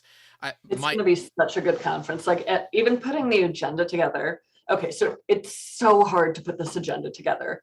It is, because especially now we're working across time zones. Yep. And we had hundreds of submissions from incredibly qualified speakers, and we couldn't accept everyone. Like, there just isn't enough room. And I'm like, I hate it, but it's a good problem to have. But we have now officially on the agenda 180 plus speakers. And it bears mentioning that every speaker on the type agenda identifies as a woman or non-binary. Yep. Which is amazing. It does stand out from other industry events, because while most, you know, they won't bill themselves as an all-male speaking event, some of them just happen to be that way. Yep. But this one is intentionally built to welcome everyone attending, welcome everyone in the conversation, and put women on stage. And that's what I want to see, because hilariously, I met, and I thought we had hired a unicorn, a charismatic engineer. Those are unicorns. I am trying to hire her, but we found a charismatic female engineer. And one of my questions to her was, how many other women were in your graduating class? And the qualifier was, how many identified as women? Because she asked, I said, is it how many were born women or how many identified? I said, let's just go with identified. I said, you know, women or non-binary, 6. Out of a class of 2,500 that year. Yeah, University of South Florida, 6 female mechanical engineers. That is unreasonably low. And like, I can look at my YouTube metrics. The YouTube metrics tell me what our percentages of male and female, and I was proud. We are over 10% female. Because that is really uncommon in the 3D printing industry. Yeah. And so to see an event that is dedicated to showing off what is capable and what some of the awesome women in the industry are doing, I love it. I am all for it. Yeah. There are some like really important conversations that need to happen there. Like you mentioned SJ before. Yep. They'll be speaking in a session with Alex Kingsbury from RMIT about the gender gap in pay and what that means for additive. That one is in an Australian time zone. I'll be watching the recording. I am both looking forward to that. Cannot wait. But like that talk is going to be amazing. So I hang out with Alex every 2 weeks as well. We hang out on the 3D printing drinking call. The 3D drug call. Yep, it's too late for me. It's too late. It's from 9 to midnight. Yeah, I know. Okay, I have a 2-year-old. They're asleep by then. Come on and hang out with us. He's not. Sometimes he doesn't go down until after 9:30. And at that point, I'm having a glass of wine with my husband, and we are watching a movie or rewatching The Witcher. I don't know if Alex is public about this, so I don't want to share, but Alex is doing something pretty crazy for that talk, and I am really excited to see it. But I don't think it's even in my track, like it's in the people track, but we have EMEA and APAC track leaders supporting all of the North American primary track leads. And I am so pumped about our additional people track leads. They're going to do amazing jobs. And I'm so excited for Alex and SJ's talk, like so excited. Yeah, what's the in website? My time zone, it's type3dprinting.com, TIPE, the number 3, dprinting.com. And the agenda is final now because it's happening in 3 days. So other talks, like in my people track, which is my focus, obviously, like I'm the track lead, I'm the head of DEI at Women in 3D Printing. People are my focus of what I do. And as we've discussed 80,000 times, not an engineer, not technical. That's not my world.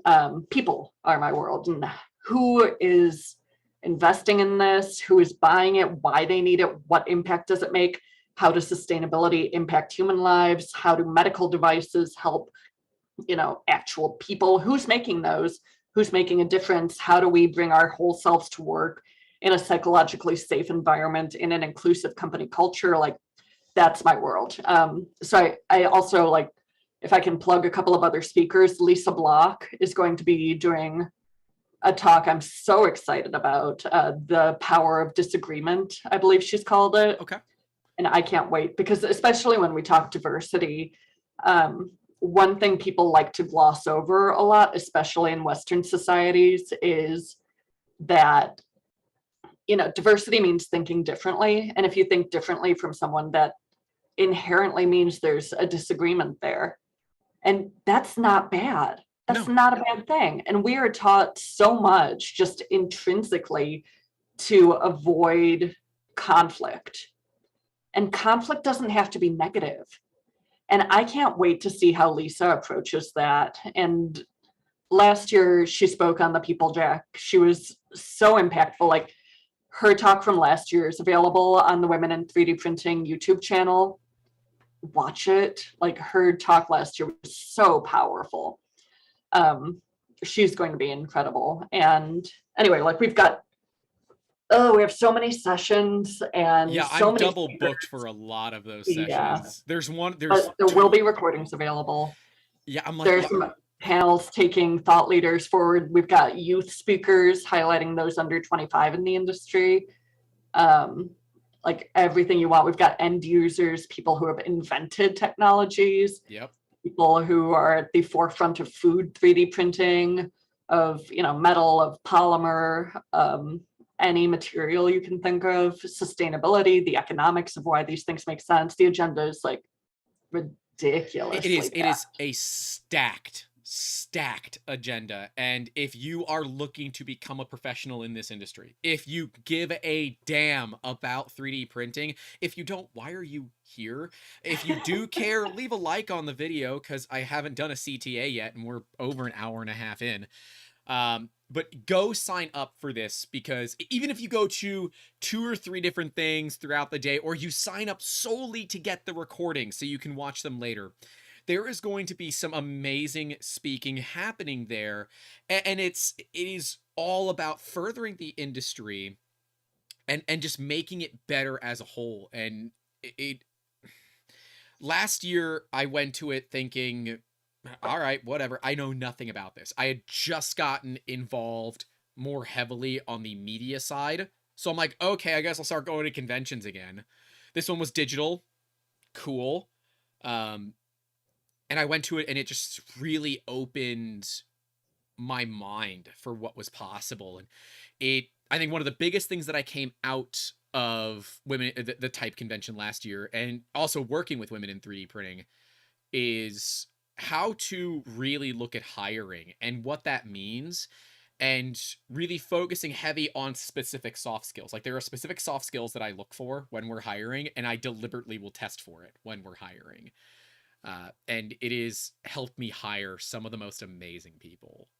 Like, there's so much learning you can do, and so much also, like, if you're already deep in the industry, you can get that like super deep technical information from the people who are developing new powders and new processes to make them work, like anything you can think of. And hyper importantly, the event is free. Yes. It's free to attend. Just come, show up. Oh, there's And this tons year of again, networking. Like 3 days, built-in networking. The third day is a Hiring. career fair. Yep. So people looking to get into this industry, there are hiring managers. I've been coordinating with my team at Nexa3D, which is the other step we need to get through as we get back to career track stuff. Yep. But my team at Nexa, we're hiring. Come work with me. I mean, what are you we're hiring for? I'm always open. We're hiring in EMEA and North America, on site in Ventura with our resellers, with everything, and remote. We've got 34 open positions in the company, and I'm going to get into it as soon as we get off of type a little bit about why Nexa is an incredible place to work, because it's also like Saturday afternoon. I'm on my own time. I don't need to follow company lines. And you're I'm rocking choosing merch. to do it, and to like, I'm choosing to brand myself right now because like homegirl doesn't say things she doesn't believe. And That's a that's big something deal. I believe strongly in. It's why I named my company Additive Integrity. And so when I was naming it, right, it was really important to me to hone in on the fact that additive manufacturing is a technology with integrity. People are like, you can make Yoda heads. Like, we're past that. We are past the Yoda head. If you still want Yoda heads, kick in. Everyone loves Yoda, but like, also maybe grow up a little. Like, we're in Grogu now. But you know, that's a little tongue in cheek. Like, make turbines, power some stuff, create sustainable ways of shortening supply chain. You know, be impactful. So there's this integrity in these technologies that wasn't there before. And it's not just prototyping, but we also can't discount the importance of prototyping, but it's so many things. So when I was naming the company, I was like, the technology has this integrity to it, but so will the work I do. I lost a couple of clients on discovery calls when I told them, like, you know, cool, everything you're saying sounds great. If you can show me the benchmark data and I can make sure that all of your claims back up to, you know, verified data, cool. You know, I named my company this for a reason. As long as you can back it up, I'm happy to work with you. And I never heard from them again. And that, like, if you suggest marketing claims might not be real, like, that's gonna piss some people off. It is. And you know what? The people who are pissed off about that means something, and that proves to me we would not have had a good relationship. We wouldn't have had a good working relationship. So I'm like, you not calling me back saved me so much time, because every company I worked with, I was happy if they used my name, if they wanted a byline on it. I'm like, yeah, put my name on it. I'll promote that. Like, I'll share out your white paper because I talked to your customer. I know what they did. So I worked with companies, and again, like over 24. I know they did what they said they were going to do. And I talked to the people who were in real world situations, using materials, using technologies and services. And the ones who didn't call me back, I'm like, I feel good that you didn't call me back if the reason why you didn't was because I would only work with companies with verified benchmark data. And integrity is such a big deal. I'm going to call out Kickstarter 3D printing companies, ones that, because, you know, their vaporware, Peachy Printer, their vaporware, oh God, the Peachy, oh my gosh, the first 3D printer to make a home. Oh my gosh. Because they embezzled the money and bought a house. They did. I remember reporting on that back in the day. I probably read your damn article on it. Oh, that was so painful. I hate that. I hate that that happened. You know, and that's like why, as a content creator, companies reach out to us to look at Kickstarter printers. They say, oh, look at it, but I'm not posting the video until after the Kickstarter. Oh, well, we want it before the Kickstarter. Go find somebody else. And like, sometimes there's money attached to that, which of course they massive conflict of interest. We don't accept that anyways. But like, as a small business in the middle of a pandemic where my business functions solely on discretionary spending, right?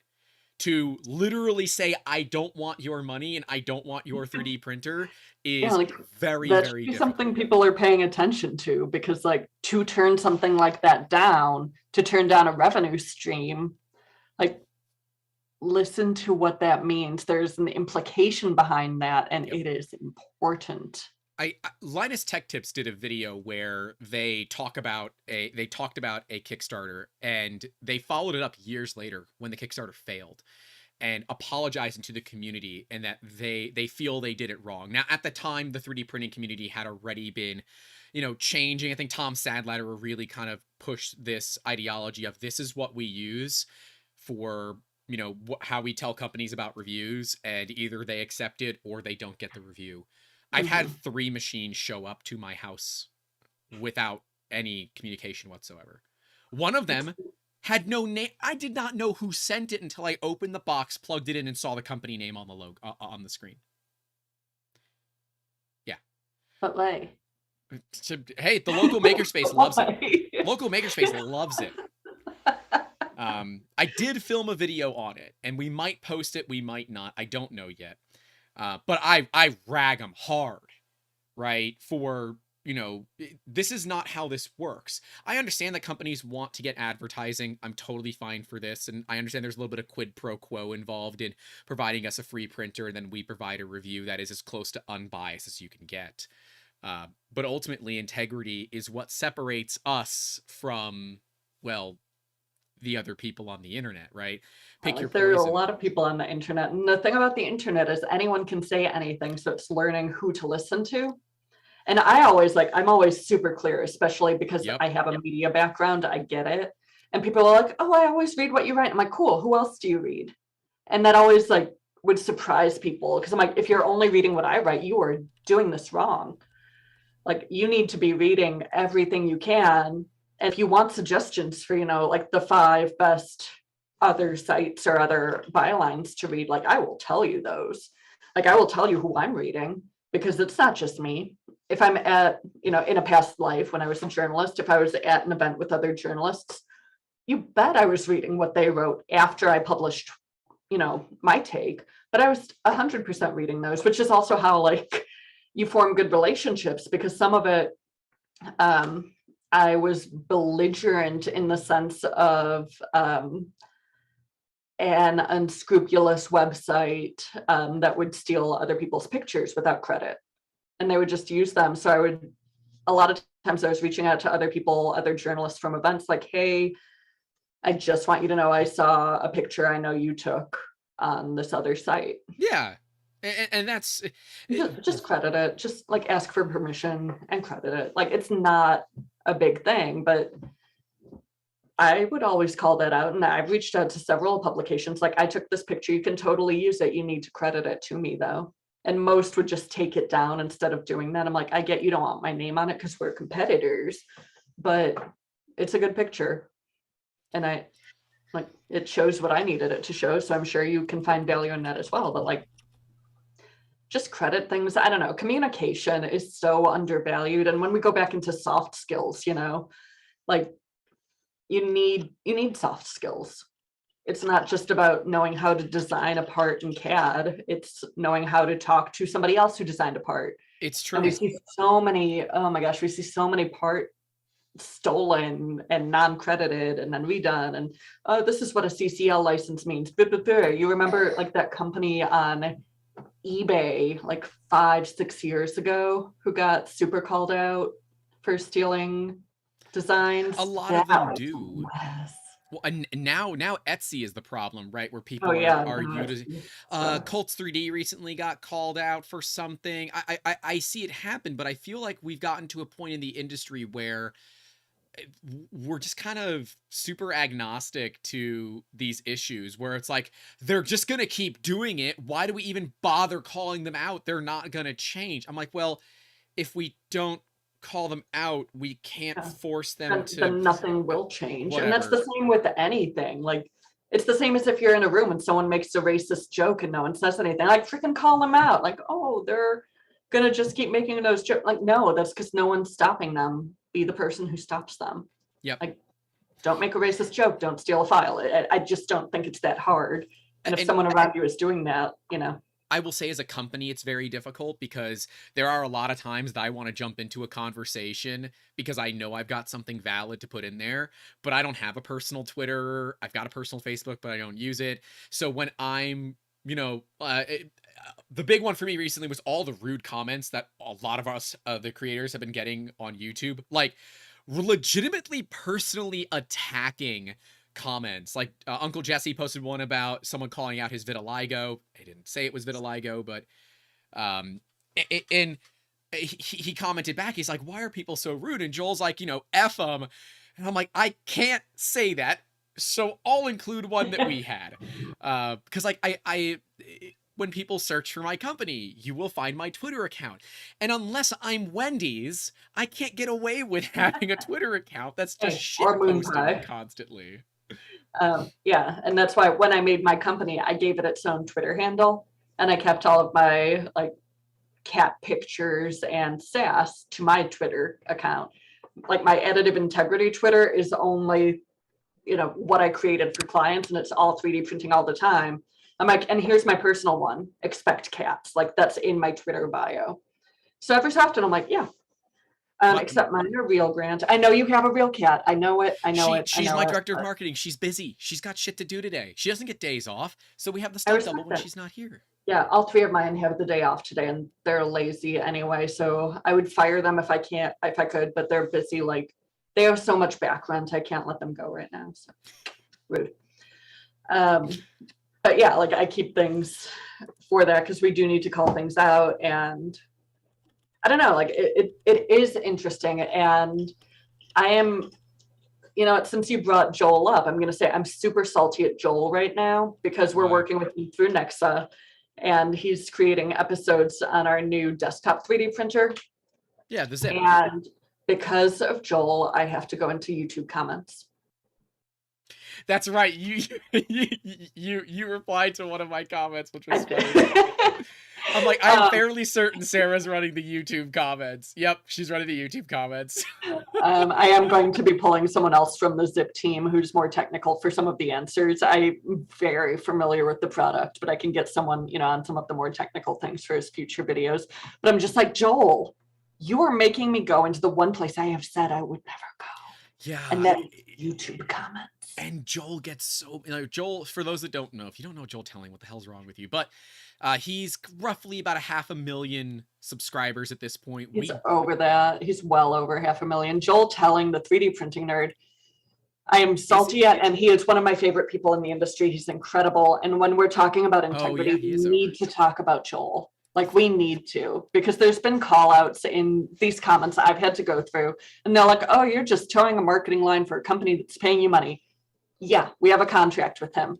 Yes, Nexa paid to send Joel and his crew to FormNext for the Zip launch and brought him to Nexa HQ in Ventura. And the reason that contract is in place is because Joel will not say anything on camera or off that he doesn't believe. Yep. So like we can send him specs and he's like, okay, send me the data. We can send him marketing copy and he's like, okay, but what does that mean? And what makes it on camera is a 1/10 of the conversation, and he's going to be doing way more and like super hands-on with the system we're sending him soon.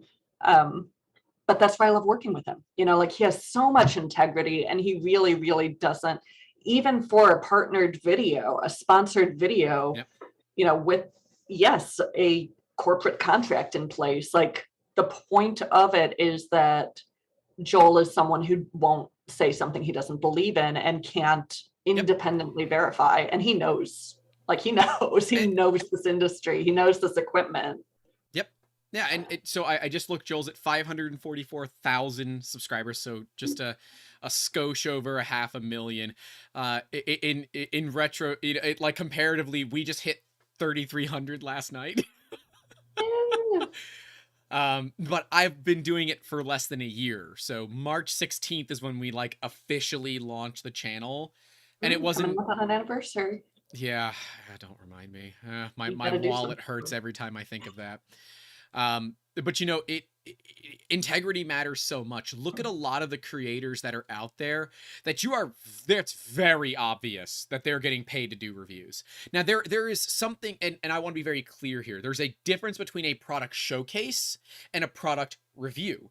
Joel, at least on the Zip side, as far as I can tell, has been more of the product showcase, showing it off, showing what it is. So far been showcasing it. He will be doing reviews when he gets it in his studio. Yeah, and that review. But he's also been super clear. It's not a review at this point.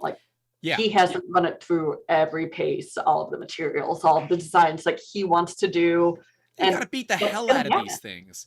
Oh yeah, and it's gonna happen, and like I can't wait to see what he does to it. You know, like our team is waiting. We're like, yeah, take this thing, kick its tires, go.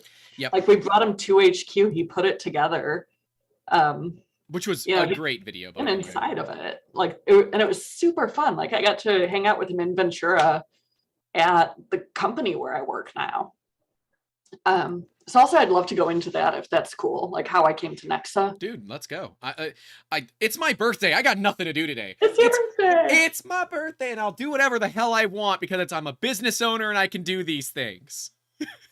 I feel like there should really be like a cake though. I feel really bad not just like having. Well, okay, so I was on the maker call last night. There's a maker call that happens every Friday from 9 to midnight. You know, again, times where you probably don't want to come and hang out. But late. Hey, you know, I'll say It's so late. Sanjay and the E3D team did make it on, of course, prior to Sanjay's death, about 3 or 4 weeks prior to his death, and that was so there was a huge call, and they came on, and oh man, it was so much fun. I'm just doing like the time difference math, and oh my gosh, it was early. Like it was they're 6 a.m. champions. The E3D team have always been champions, though. Like, well, and then the week after he passed, Claire and Josh came on for the Euro call, which occurs at 2 p.m. our time. And, you know, they were both having a rough time, but it was just one of those community. We came together. We were there. We all kind of knew that they were going to be there. It was never officially announced. And we came on like, oh, there's Josh and Claire. All right, let's talk. And it was funny because, you know, we were all kind of sharing stories, but the stories ended pretty quickly because they weren't there to hear stories of Sanjay. They were here to see some really cool stuff that everybody was doing. It's what I love about this community. I have talked quite literally. I talk routinely with people in Norway, in Sweden. Well, one of our patrons, Jimmy Duranson. He's in the chat right now. I'm pretty sure he's in Sweden. He'll probably kill me if I get that wrong, but that's okay. You know, Norway with Maker Viking in Norway. We've got Pokon from the Netherlands, Billy Rubin and Alex from Australia, SJ from Orlando, which might as well be a different country at this point. But I'm the only one that can make jokes about Florida that only they understand. Like, you know, you gotta go by OBT. We all know what OBT is. It's not a place where you hang out at night. But that's I love about this community is it is quite literally a community. And yes. I was like, I found out about Sanjay's death a few days before the public did because we were launching that final video the day they were planning to go live. And I'm thinking to myself, oh shit, the comments are going to be terrible, right?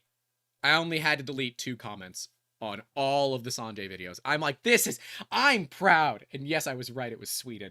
Yes.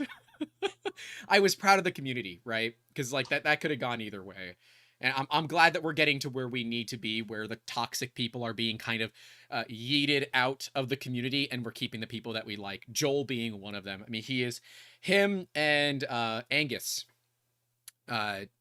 Maker's Muse. We've got Stefan of CNC Kitchen, Naomi Wu. We can't forget about Naomi. And no one ever could. She's incredible. They are the pillars of the, I guess, the YouTube side of it, right? The marketing and media side of it. I guess Uncle Jesse's probably working his way up there. Clayton, of course, former guest here. That was a fun episode. You know, he's working his way up as well. He just got over 200, I think. But it is awesome to kind of see these people grow and the communities that they're building around it. So, yeah, I don't like the comments, and when you're someone the size of Joel, I can only imagine how bad they get. So I'm sorry you're having to go through and deal with that. Yeah, Joel and David warned me. They're like, we're sending you into the comments. Like, it would be really helpful if someone from the company went into the comments and, you know, could answer actual questions with, you know, that awareness from the company whose product this is. You know, like, we understand we are asking you to go into comments, you know, go forth, brave one. Take this, you know, what's yeah, the Zelda like, it's meme? dangerous to go alone. Take this. That one. Yes, it's dangerous to go alone. Take a ginormous strawberry. Yeah, It's on my desk. Like, what do you want from me? Oh, I did. Look, But I I've have got to random things on my desk too, but a large strawberry is not one of the things I keep on my desk. I keep spare microphones and. I guess we work differently, Grant. I mean, that's I guess we true. work differently. I've got like parts for clients, parts that were in time lapses, I cameras, mean, and this is one of my only non 3D printed things on here, but it's my conference call fiddle toy plus this little guy. the Pusheen, of Got course. here. Is that a carbon print or is that just a No, TPU print? this is from G Create. Oh, okay. Yep. Yeah, from a Gmax. So it's just one they gave me the one time I made it to Murph. That is the most fun about going to 3D printing conventions in person. Are all the little everything things. Back here is 3D printed. Like, yeah. Oh, I like the light right now. Oh like yes, yeah. Right as you put your hand there. Behold the 3D printed things. Yeah, those are. And if I move a little bit more, you can see more of my lanyards because the wealth of them is over on this side off camera, and I don't feel like moving it. I've got a few, but they're not in here because, of course, it's been many years, and I hope I can get some surgery and get back out there. Because now that I have a YouTube channel, I can try to get to do similar to what Joel did, where get a connection with a company that wants to kind of pay for the trip, and it means I'm not spending like $6,000 to make a YouTube video. There's that. Yeah, because for those that don't know, it is not cheap to make content these days, and when you can get relationships with companies, you generally take it, assuming it's a good relationship and it's mutually beneficial. So I saw that partnership. I'm like, it's not even a partnership. It's to be technical, it's a strategic alliance, because a partnership requires a lot of paperwork. Strategic alliance is probably more what it is. But that was awesome. I said, this is what this industry needs. We need we need to see more high-end stuff. It's like one of the reasons why I want to show off the big 3D scanners that we bought. Because honestly, you should show those off. Those sound awesome. I know the company well, so I'm pumped for you to show those off. Oh, here. See, no one's seen these on Twitter yet. So I'll grab the one that I can easily grab, the Ray. Because the Eva's a little too far and I can't reach it. But the Ray, I can get the Artec Ray. Nice. Yeah, the big long range. It's a it's oh god, what it's a Surfacer. It's a Surfacer 10HS internally, but yeah, these are fun. I've gotten to play with those at a couple of shows, and they can do so much. They're amazing. I've never used it before. We got to use the Eva right after it debuted at a show. Oh, like 2012. Maybe it was like another gen because it was after that. Anyway, one of them. Really shortly after debuting, and I just got to play with it at their booth, and it was the best time. I owned an Eva for a few years back in 2014, and I loved it. So I'm glad to have one back in the shop, and hopefully we will get some good use out of it. You know, that's the hope. So if anyone is local or wants to have me fly out to do scanning, you're going to pay for that if you want me to do that. But yeah, we have an Artec Ray and an Artec Eva available for 3D scanning immediately. Please help me pay them off. Thank you. That's been my TED Talk. Nexa, let's get into how this happened. Nexa. Okay, so 2021 was a wild ride for everyone, right? No kidding. No freaking kidding. My personal story is that in the spring, I shuttered my editorial service offerings and created a new contract with Women in 3D Printing as the director of DEI initiatives. So since Nora created Women in 3D Printing, the focus was gender parity. Mm-hmm. You did cite, some percentage numbers from what we've seen from studies and what we've seen from other reports. The best indication is that women make up 11 to 15% of the 3D printing industry. Okay, that's pretty good. At a high end, 15%. Considering no considering. Just look at that. Just look at an entire global industry in a globe that is composed of about 50% women. Right. This industry at a high end, 15%. So there are clearly root causes there. And a lot of that is, that AM is at this intersection of high tech and manufacturing, which are both very traditionally male dominated, very heavily male dominated industries. It's true. And the numbers in additive are actually higher than in tech in general, or definitely traditional manufacturing, but they're not high. Like those numbers, they're not good. I don't feel good about that. I have been the only woman in the room so many times in the last 8 years. And it's depressing because I'm sitting there like, oh, I need to represent women. And I'm not an engineer. Like I am currently speaking for women in the industry, and I'm, there's also certainly imposter syndrome that goes along with a lot of things, especially on the media side, because I was only a journalist, you can call what I do whatever you want, but I was only a journalist, and I wasn't on the inside of the industry, and I would be the only woman in a room. So I would get men coming up to me all the time like, well, as a woman, what's your take on this and this? And I was like, as an individual person, here's my take. I cannot speak for women, especially in engineering. So there are, it's an issue, and we need to address the gender gap. We cannot pretend it's not there. We can't pretend there's not a pay disparity. We can't pretend there's not a glass ceiling. We can't pretend there aren't issues around parental leave and women's health and issues that pertain to people with uteruses, people who give birth, people who have different issues.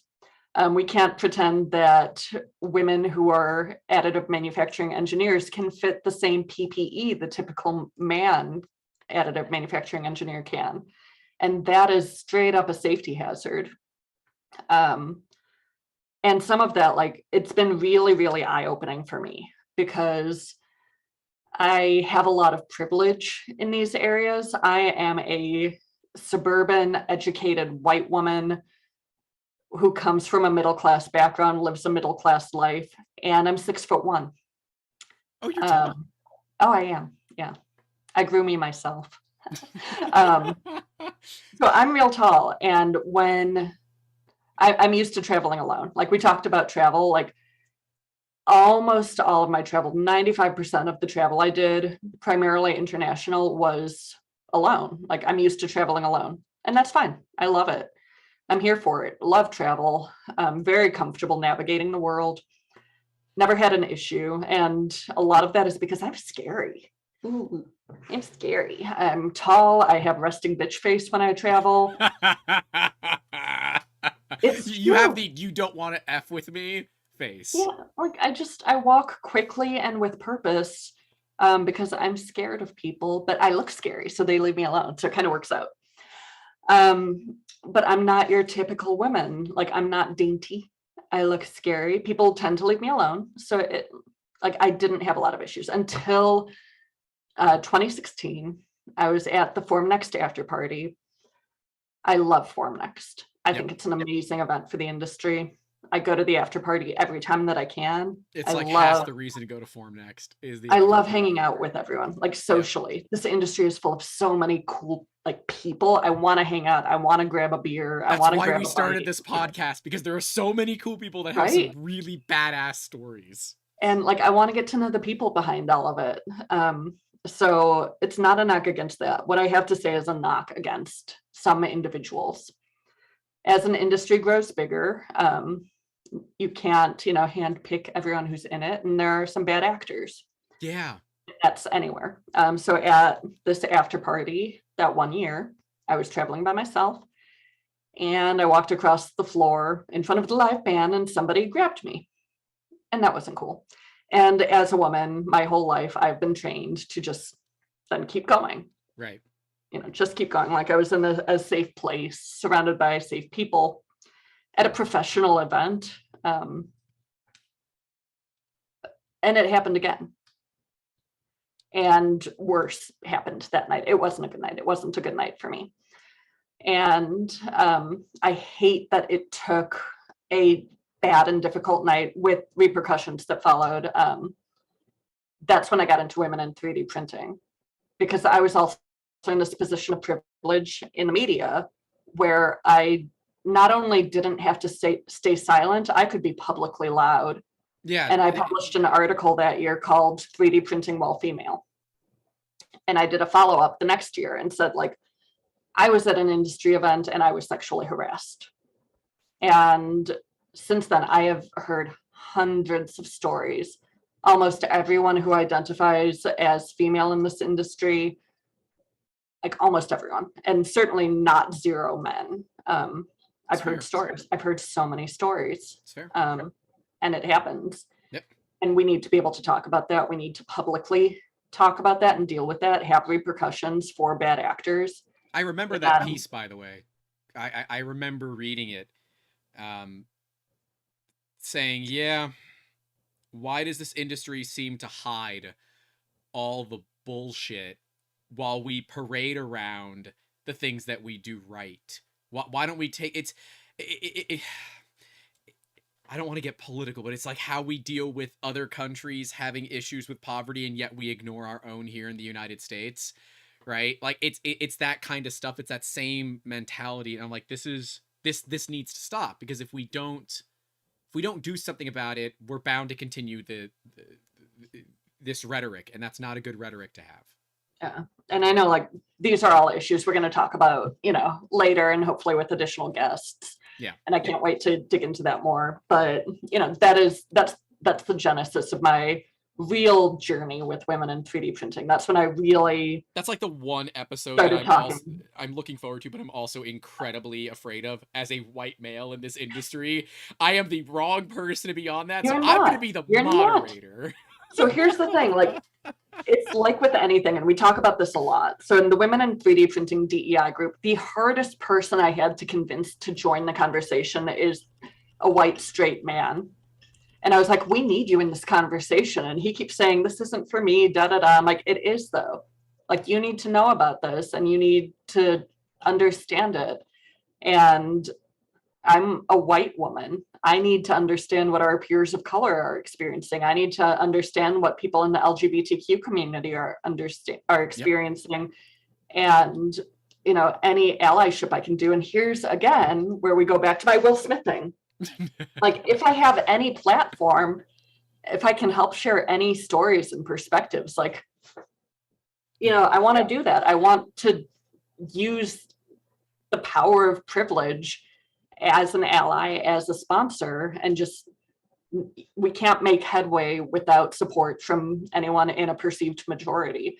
And that includes white people, that includes men, that includes straight people, that includes cis people, that includes able-bodied people, that includes educated people. Like, any kind of privilege we need to be able to use to not limit something as a ladder, but reach a hand out, and like, join me on this journey. And I don't know, like, I'm incredibly idealistic, but my overarching goal for everything I'm doing is to make this industry look more like the world in which it operates. Well, it also needs to be one that is inviting, welcoming, because guess what? If we continue this whole toxic masculinity, especially around engineering, right, then we're not going to get women that want to go into this industry, right? I asked the potential hire, I'm really trying to get her to schedule a second interview, but her schedule's really rough. So if you're watching this, schedule another interview with me, please. Thank you. I'd like to make you a job offer. I don't know if they watch, but I said, all right, what was it like? Because I don't know what it's like. She said, yeah, I kind of got called out constantly for being the only girl in the room. It pretty much sucked. She said, I watched quite a few of my classmates drop out because they were tired of being singled out. She said, I would be in a class of like 500 or 600 people. And, when you're in a classroom that big, they don't know your name. So like, oh, the girl has her hand up.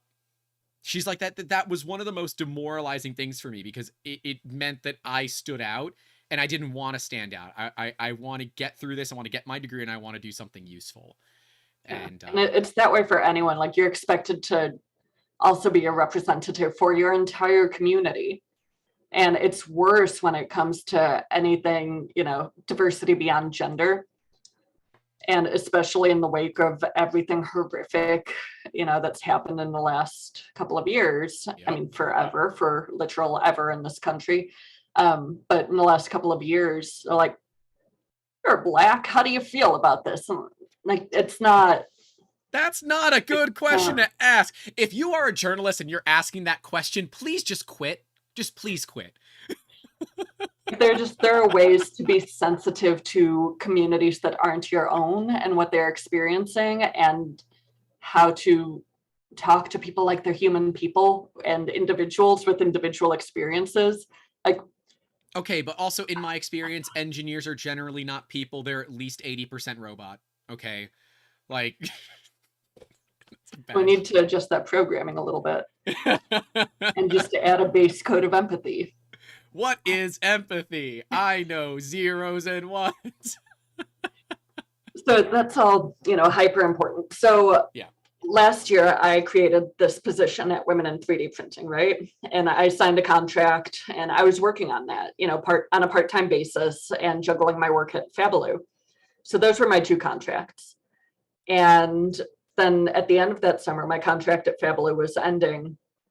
So I was like, okay, well, I don't want to just open up to another 24 clients, because client-based work, it's hard, man. It's hard. Yes, it is. And there's so much to keep track of, so many paper trails, so many invoices. And I loved the work. I loved and deeply valued the opportunity to work with some really cool companies and learn the insides of their technologies. Like some really big name companies, I got to learn some of their secret sauce, and it was very cool. And I signed a lot of NDAs. Oh, and I can't wait for some of mine to expire. Like, it's like all the cool things I can talk about in 3 to 5 years. Yeah. And I loved it, but it was grueling, and then especially since I had the baby, which is its own whole topic, because running my own company, I underpaid myself for a year so I could take 4 months maternity leave. And that's hard. What is paying yourself like in a company? I've never experienced this. All of my invoices would go to my business account, from which I would pay taxes and everything, because nothing is pre-taxed. So I would have to pay quarterly tax estimates, and then all of the other funness of local smorgasbords and all of that, and then pay myself. I did a monthly salary to myself and just wildly underpaid myself. So I paid myself about a third of what I made, so that I could not take a pay cut when I didn't take contracts for 4 months, because no contracts, no money. Right. And I wanted to take 4 months maternity leave, because I made an entire person and had him removed from my body. That takes some time. It takes some doing. My mother did it. My mother had 2 at once. I have a twin. She's a rock star. Like, I hope you buy her a million presents. I hope you are sending her a cake today. I really should, but every year my mom goes to the market in Georgia. So it's the Atlanta market. They call it the market, where she and her girlfriend go out there and they go shopping. They have a company that they use to go out there, and it's they're just wholesalers, right? And they're buying wholesale. And that's what she does. And it's always this weekend. It's always the weekend of my birthday. So that is her present to herself for putting up with the shit of my brother and I for now. I hope you sent her like a nice Visa gift card to take with her. No, she doesn't. She doesn't need my money, and I'm not making any money. Can you DoorDash cupcakes to her hotel? Dude, I should. Maybe a bottle of champagne. I'm gonna talk to my dad and see if we can make this happen, because I don't know where she stays. It's your birthday. It's her birthing day, and here's a mom secret: birth is freaking hard. It's not a good. She had twins. This is not a C-section. I can only imagine. Like, that's real hard. I was the first one. My brother took an extra 15 minutes. So as far as I'm concerned, I've been the easy twin. Okay, he started out difficult from day one. Yeah, I only had the one, and he refused to leave despite a very stern eviction notice being served. Yeah, no. So it did end up being a C-section. It was not planned, and it was not fun. Yeah, no. And I am done now. I'm one and done. And anyway, like, trying to sort my own maternity leave in a country that's not super supportive of that kind of thing. there was that whole thing. So running my own company was very empowering, very, very much a learning experience. And I got to pick who I worked with, which is, again, a position of privilege that I deeply appreciate. Yes, yes, yes. I'm very picky about who I work with.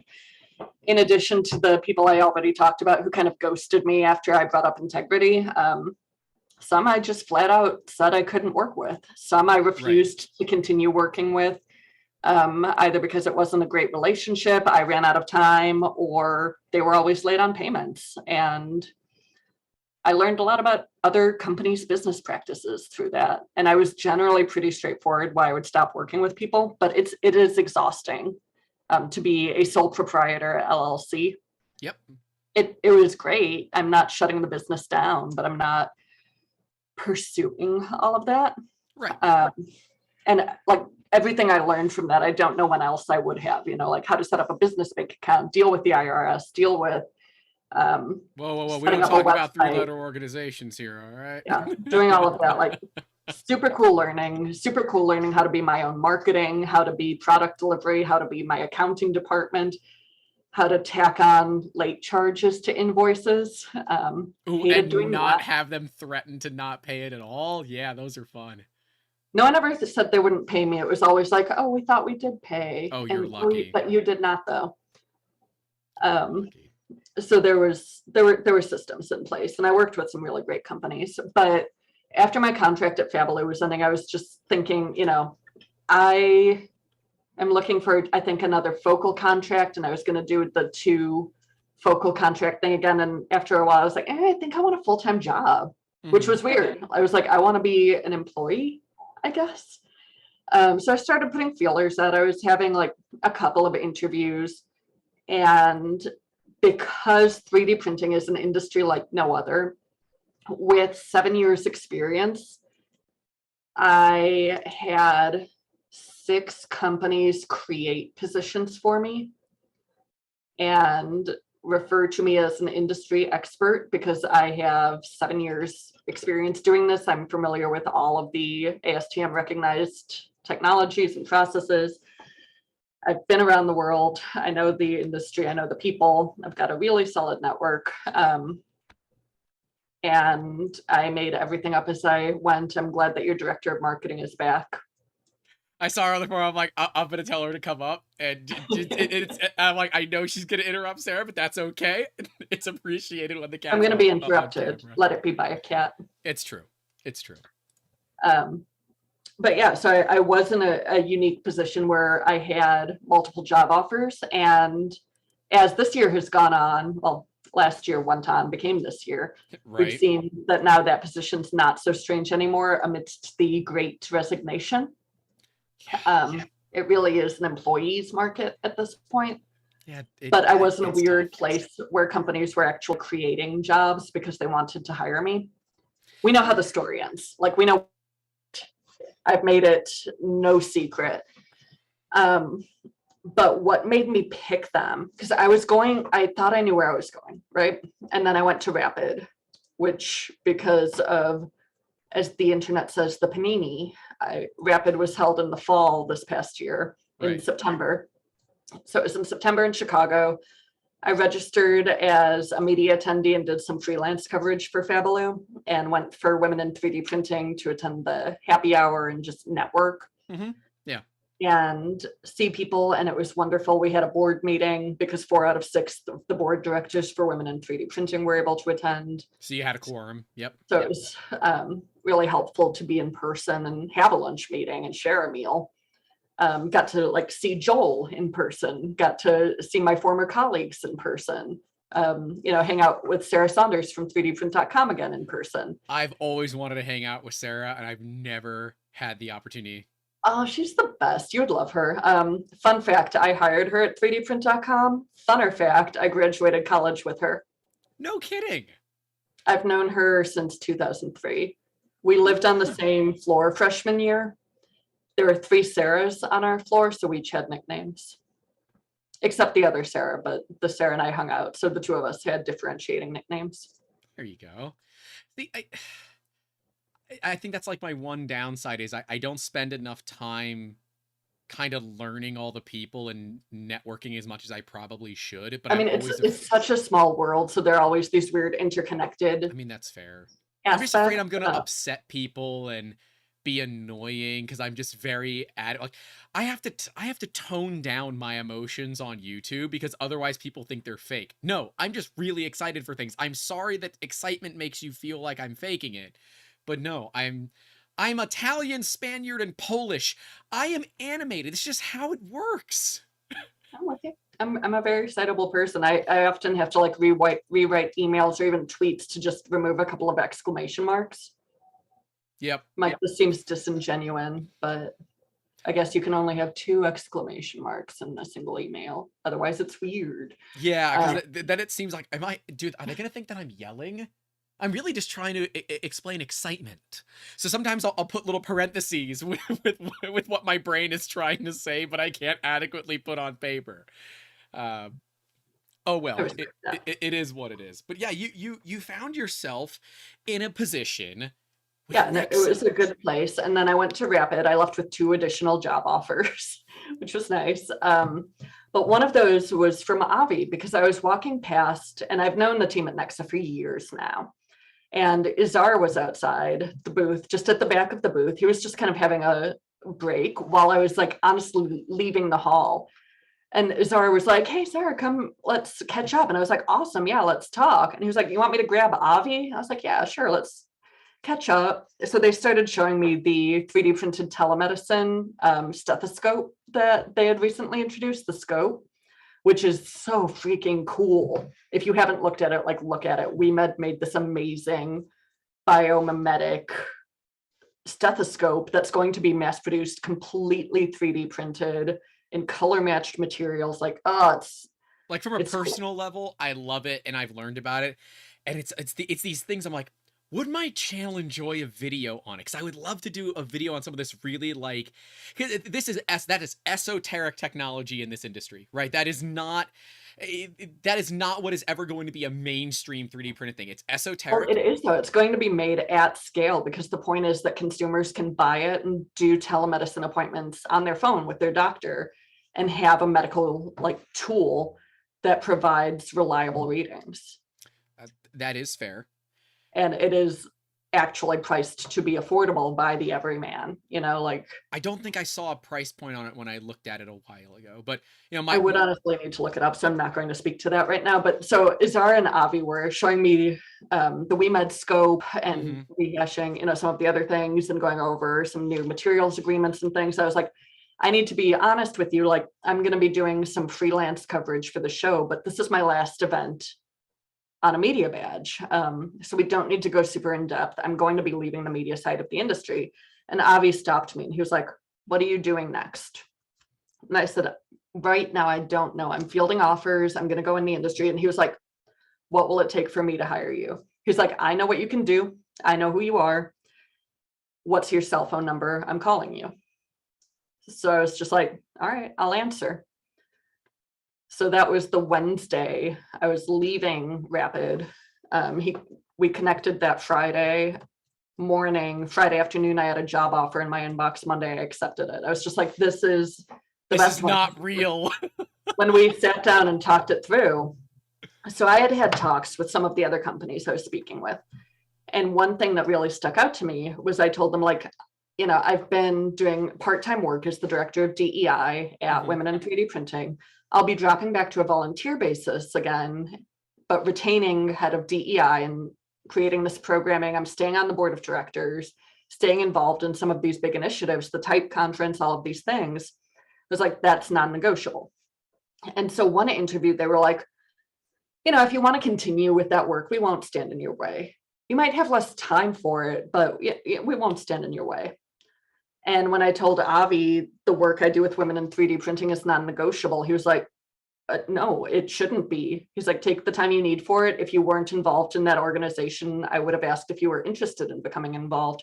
How can we as a company become more involved? What can we do to support it more? And absolutely, we would support anything you could do there."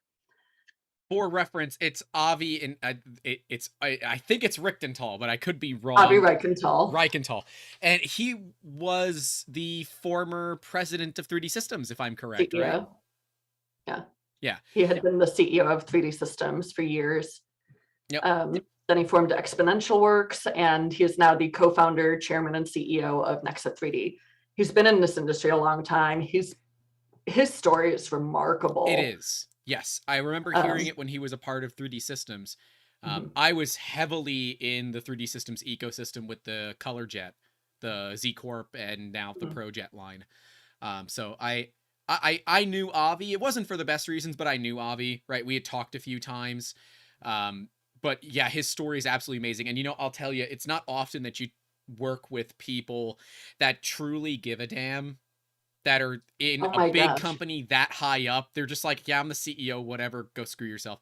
No, he legitimately sat down with me, I mean, digitally, but sat down with me and said, all right, you're having some problems here. What's going on? And we worked through it, and we actually worked at rebuilding the service side of 3D Systems, because we had some issues getting parts. Like, I could not, there was a 3-month lead time. This was before all the bad issues that we have now with supply chain chaos. But like a 3-month lead time for a $90,000 printer part. There was a part for a $90,000 printer. I'm like, dude, I can't run a business if I gotta wait 3 months. What am I supposed to tell my customers? Oh, sorry, my machine is down. Go find somebody else. Well, they're never coming back.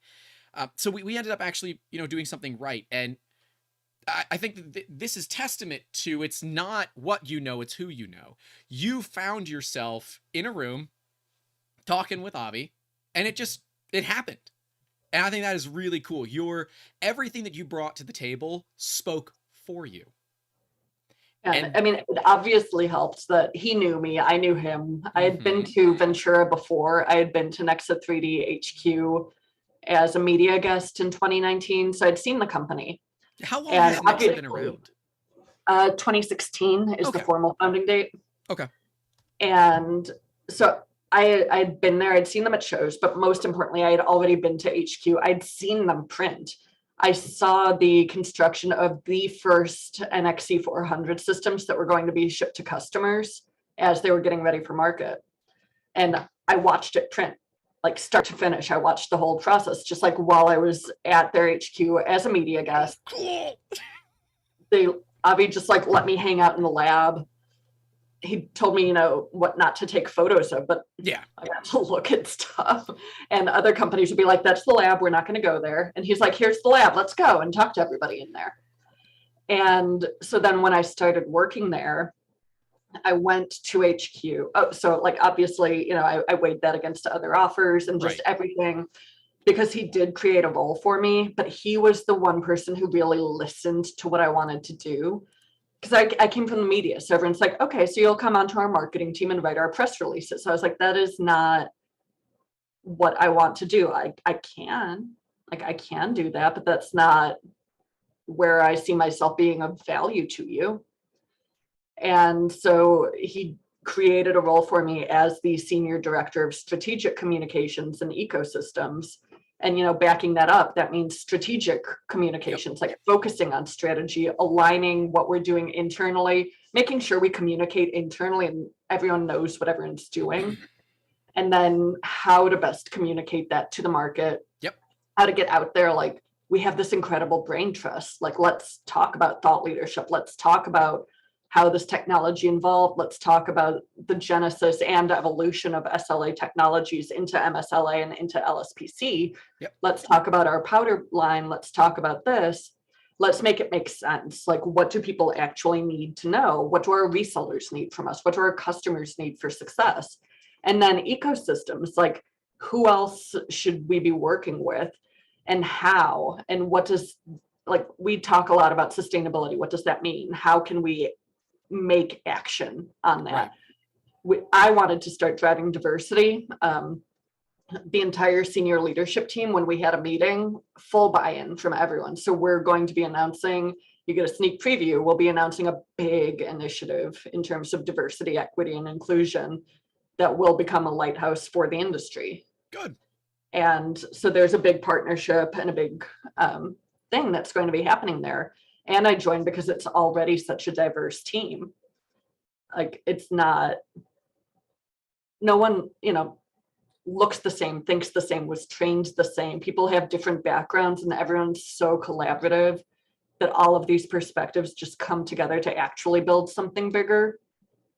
And I don't know, I spend a lot of my time like on LinkedIn just posting some of our job openings, like, because I legitimately believe in what this company is doing. I know the Good. technology works because I've seen it, I've touched it. And I've seen videos of it. Does that count? It does, because they're real videos. Like, I've seen some of them be filmed, Yeah.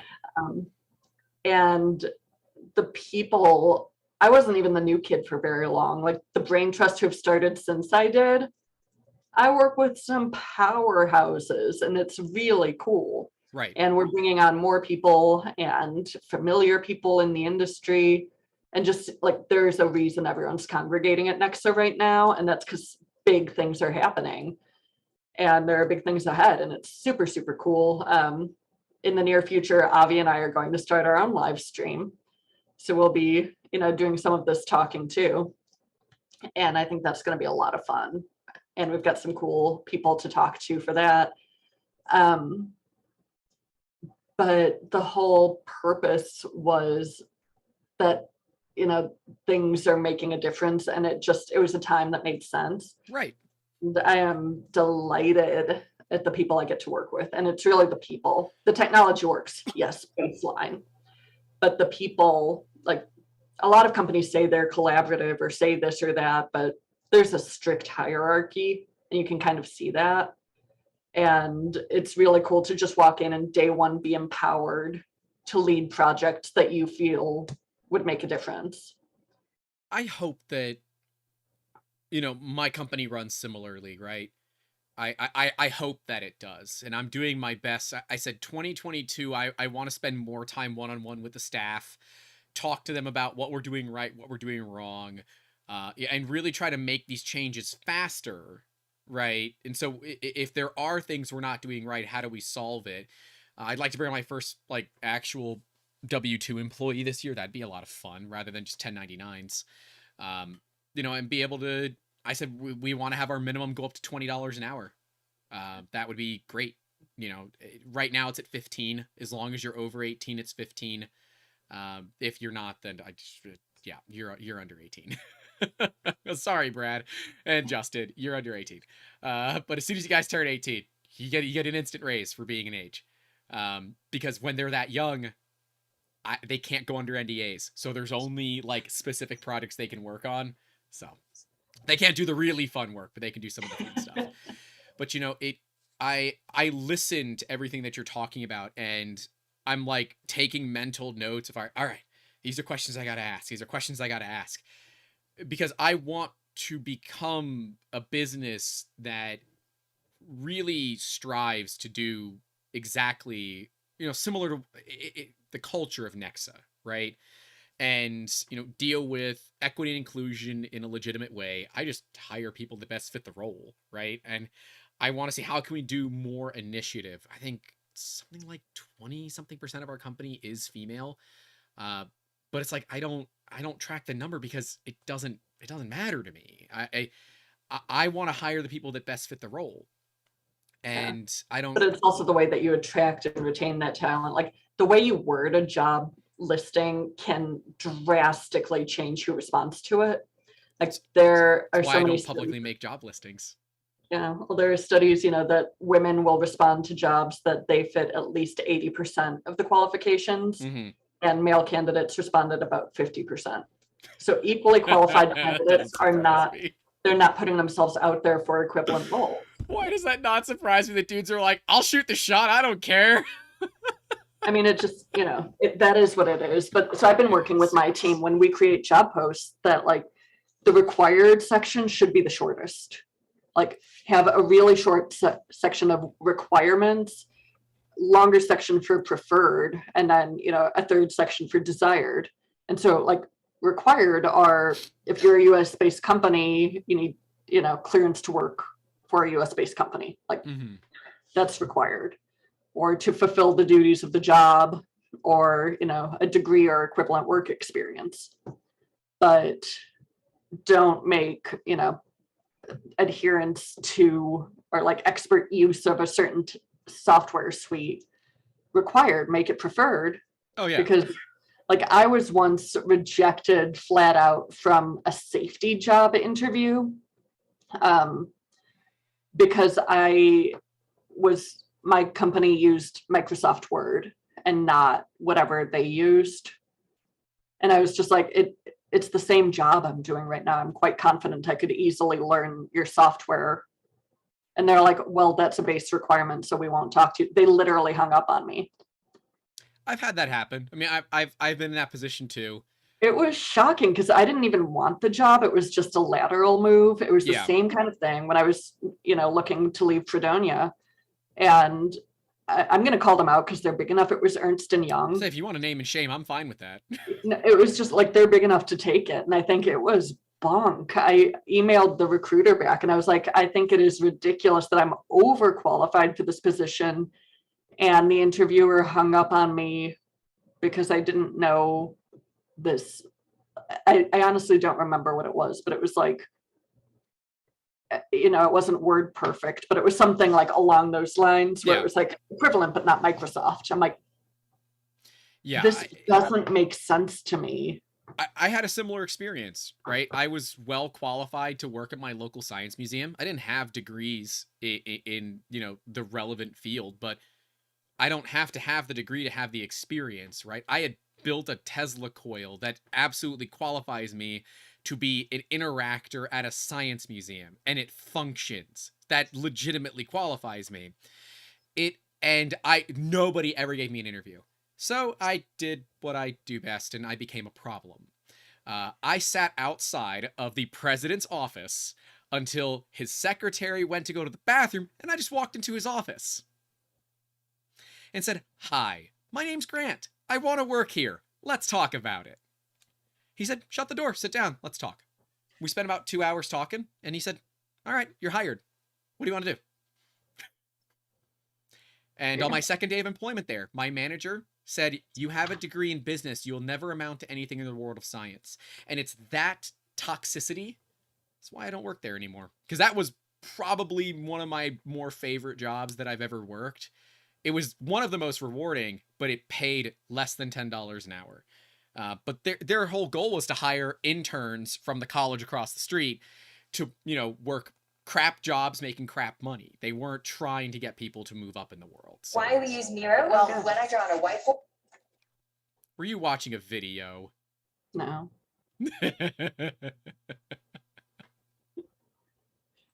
Yeah. I do understand that position though, where it's like I don't even do job descriptions anymore. I wasted so much time trying to hire people because I gave anyone's resume that was like reasonably well put together a chance.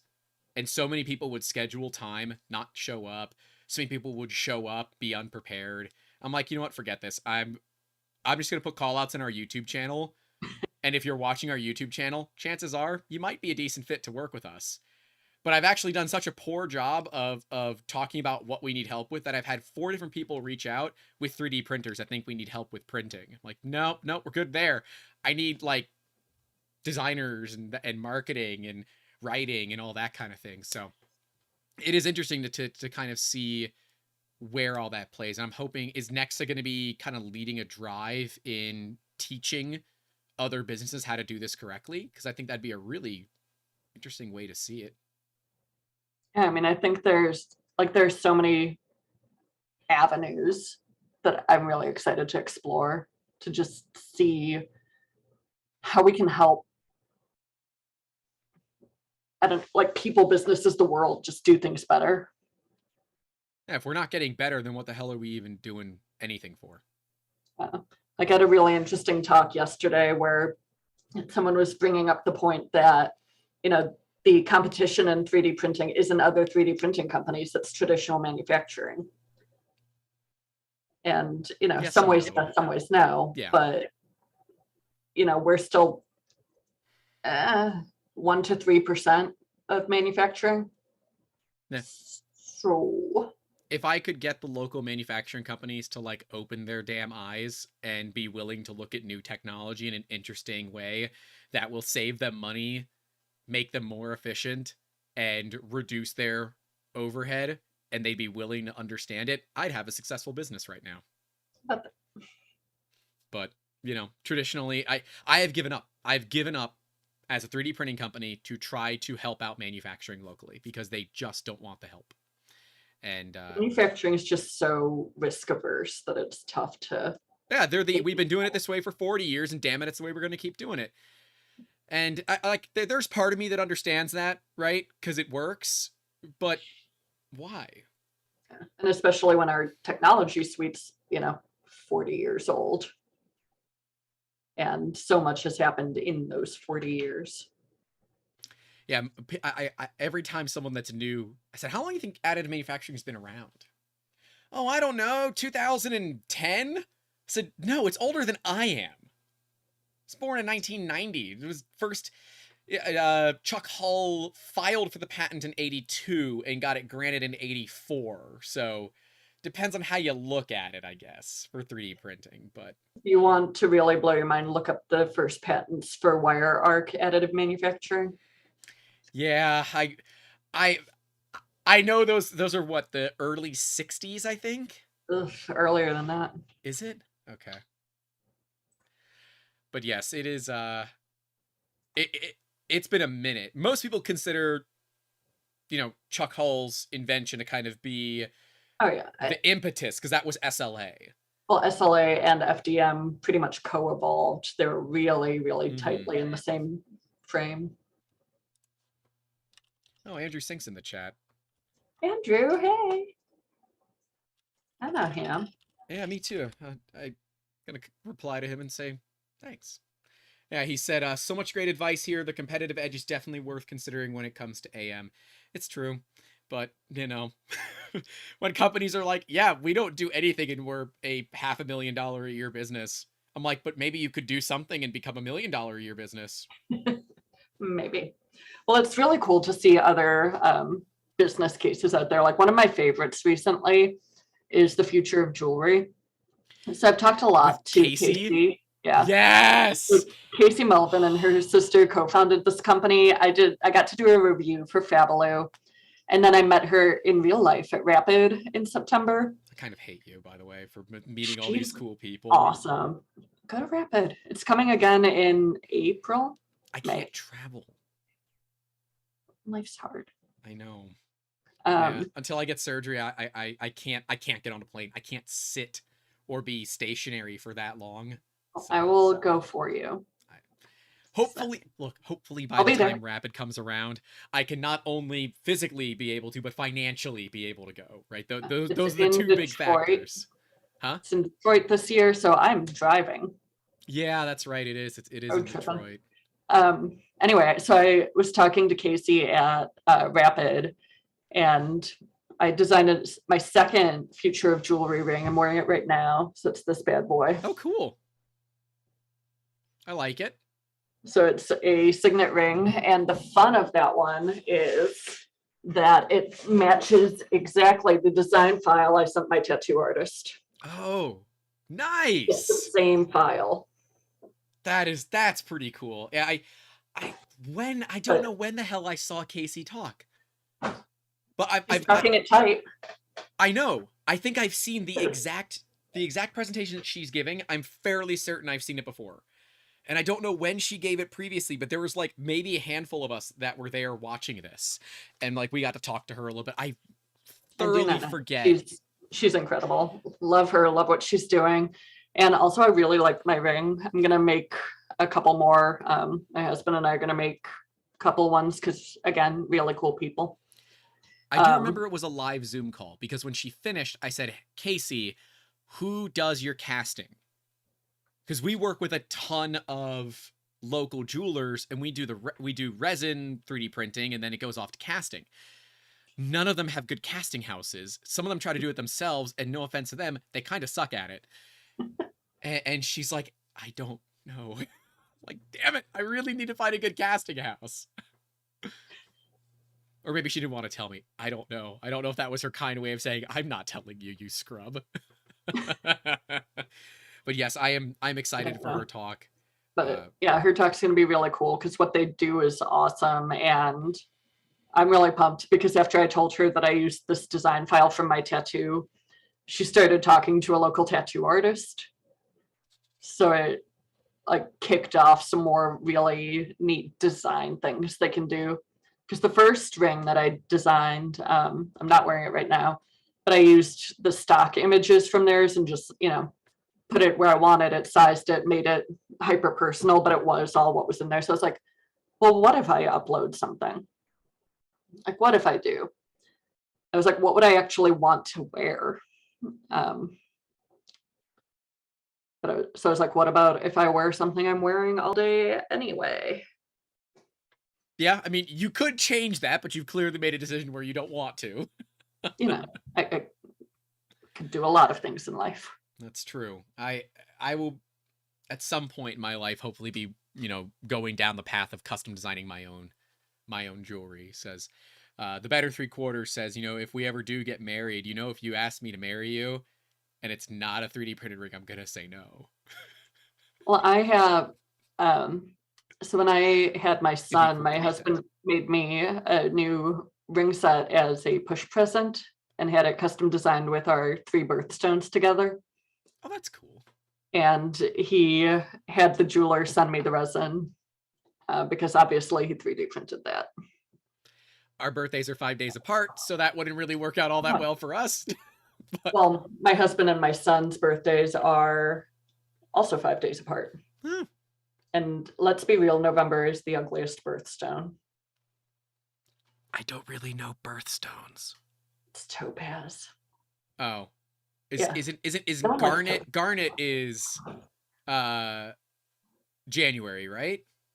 I think so. Yeah. So what's garnet used for? It's using for water jet.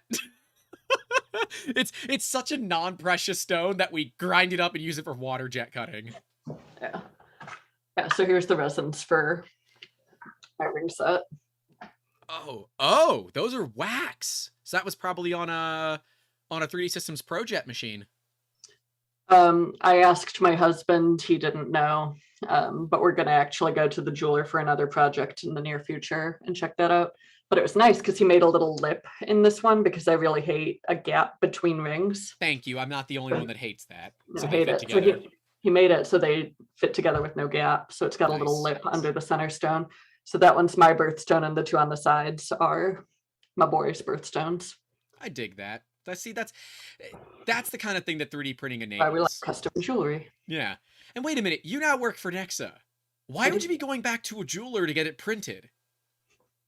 Well, I don't think Nexa at this point also does lab created diamonds. So, but you could print the rings on like a zip. There's no reason you couldn't. Well, I don't have one. Well, good. Boy, I wonder who you could call to get one of those.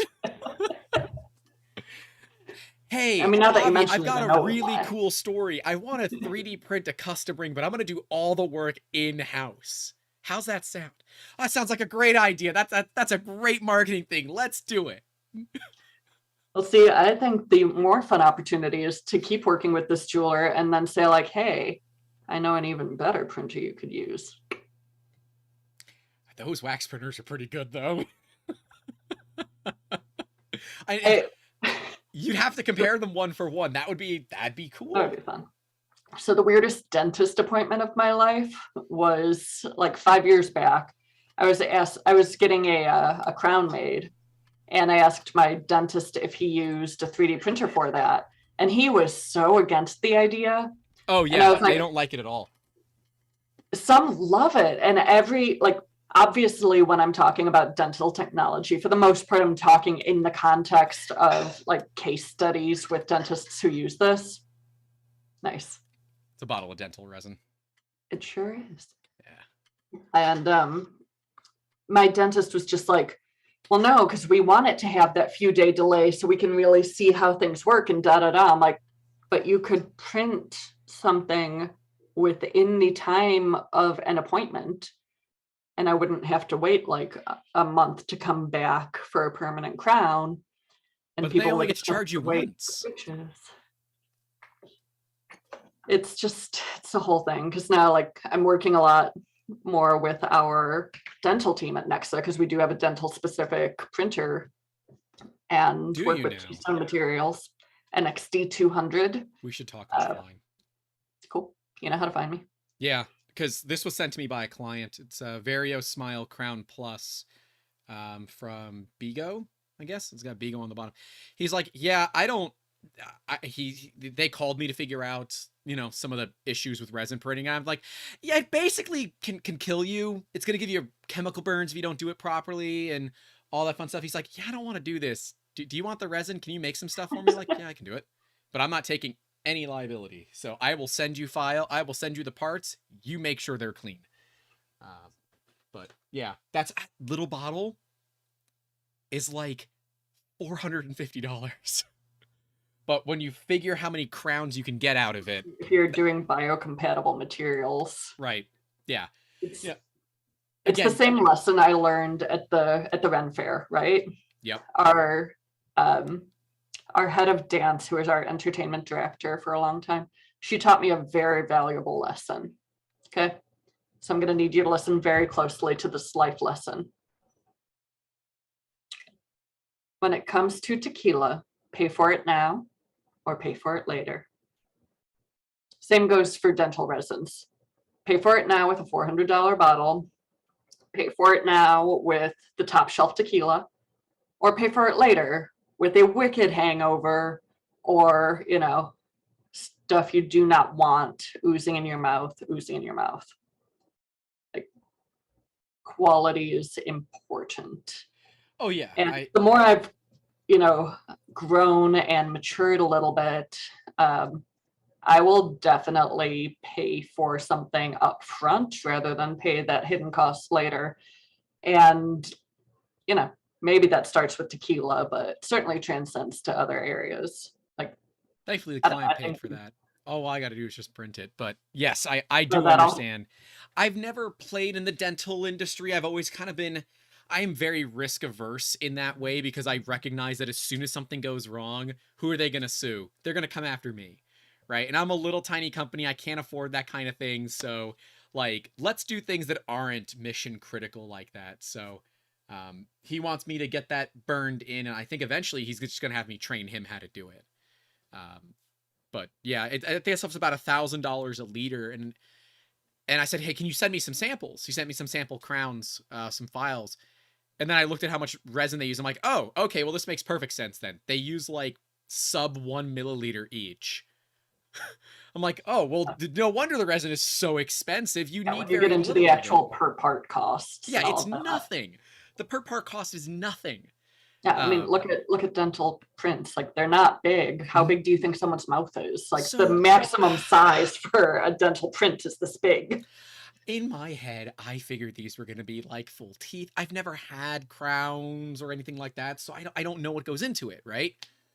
And it's not an industry that I put a lot of effort into looking at, because, again, risk aversion in that way. If it touches people, I'm generally going to stay away from it, because FDA and all that. Yeah, just really look for those FDA labels and biocompatibility. Yeah, this one's got it's got all of its labels that are right on it. It's also prescription only, which is weird. So probably means you just need to get it, you know, through a licensed dental lab. Probably. But and not just for funsies. Yeah. Yeah, so I printed him some out in regular resin. He's never held any before. I said, as long as these don't go in people's mouths, I'm fine with it. I'll print you out some regular ones so you can see. He's like, oh man, these are awesome. He's been traditionally doing it with a CNC machine, which you can do same day crowns. That's so wasteful though. I guess it's a small piece of ceramic. It is, but you know my feelings. Yes, additive is the better way to do it. I have been talking a lot to our dental team lately, so I've got stronger feelings. Like, I've got capital F feelings now about dental lab and 3D printing. I do. I didn't know getting my theater degree that this is where I would be in life, but here we are. Because we're preparing for the LMT Lab Day show that the dental team is showing at next month. Where's that at? So It's in Chicago. Okay.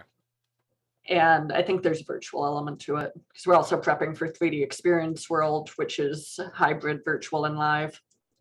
And our Zip team are showing there. And then we're prepping for AMUG, and all of our teams are showing there because now we've got 4 products in the portfolio: industrial, dental industrial, desktop, and the powder system, QLS 350.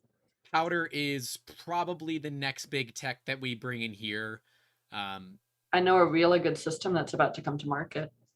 Yeah, but is it a really good system that I can afford? I don't know your budget, Grant. Yeah, it's not great. But you know who you should talk to? I feel like I could. You should talk to Kristen Mulheron. Really? Our new president of Women in 3D Printing is now our new general manager of powder products at Nexa. Yeah, I feel once we can grow. So we started in retail. We had a big shop. We grew in that. Some things happened. We shut it down and moved back into, a home-based business. Pandemic hit basically right after that. And I'm like, I don't really see a reason to go out of this. But my brain is like, no, if you want to get away from MSLA and FDM and a little bit of CJP, you can't do it. You need a building that's required for this. So I've been trying to convince Printed Farms, who's local, and Kobode to be like, all right, I've got a video for you, okay? 3D printing YouTuber, 3D prints, own 3D printing building, okay? Like that right there, there's a story that's good for all parties involved. I'll pour the pad. Let's build a building with a concrete 3D printer. That'd be a cool story, right? But no, now Habitat is doing it. Now I can't be as cool anymore. I'm sorry that you're not as cool as Habitat for Humanity. I am not as cool as Habitat for Humanity, and if anyone out there is looking for a good charity to support, they're a pretty good one to support. I would say to go ahead and support the Sanjay Foundation with E3D, but it is not currently set up. But once it is set up, these luscious locks are coming off. Oh, wow. And we're going to do a charity live stream for, it'll be up to Brad, because originally it was going to be solely for Make-A-Wish, but now everything with Sanjay Foundation, we might be either splitting it or going all to the Sanjay Foundation. But yeah, the plan was always, as soon as my back is fixed, we're going to shave my head. And we're going to offer people the ability to shave what they want into my head for money, because I don't care. I feel like I missed an opportunity. Like, I shaved my husband's head again last night. I'm now our in-house barber since the panini. I mean, Fotis Mint, who was in here earlier, phenomenal designer, shaved half of his beard because Pooch from Repcord paid to have the whole beard shaved. Said, no, I want a picture of it halfway. Then you can do the rest of it. So he did literally a two-face beard shave, which is really the right way to do it. It is, yeah, for sure. And seeing I like to annoy my husband. Like, I'll do most of it and I'll just leave little bits right here. And I'm like, okay, look in the mirror. What do you think? He puts up with a lot. Being married to me. I think being in a relationship with a maker, period, is a lot, because I firmly believe that there is a mild amount of ADHD that is required to be a maker. If you start and finish a project without starting another one, are you really a maker? And for those of us on the less technical side, that just means like so many open tabs. The best thing that's happened to my world is when Chrome allowed you to start grouping tabs. I'll have to send you a screenshot of what my Chrome window. I don't want to see it. I don't want to see it. It's real bad. It'll hurt me. It hurts me. It hurts me. You don't need to share pain all the time. I am in the middle of like I thought we were 6 cool here. Look, man. All right, I'm trying here. I am trying. There's some research. Group tabs. It is life-changing. Yeah, I have the one that says hiring, the one that says business schools with a question mark on it. I don't remember what's in either of those, so I probably just need to close them. There comes the time in every tab's life. Yeah, but that's my favorite part though, right? When you're in the middle of doing a bunch of research, which I am, I'm doing a bunch of research for portable battery packs, as well as running high-end scanners on USB power delivery, because that's the only way that I can do portable systems, as well as building a desktop computer in a backpack to make the ultimate portable 3D scanning rig. See, these are all video ideas that we're working on. And as soon as they get filmed, I Do can you click remember X. Ultimaker, like, oh gosh, like 6 years ago, was 3D printing that trumpet? Yep. And Naomi Wu, of course, had her backpack printer. Yep. Mitch did too. Mitch was in here earlier. He was famous for his backpack printer.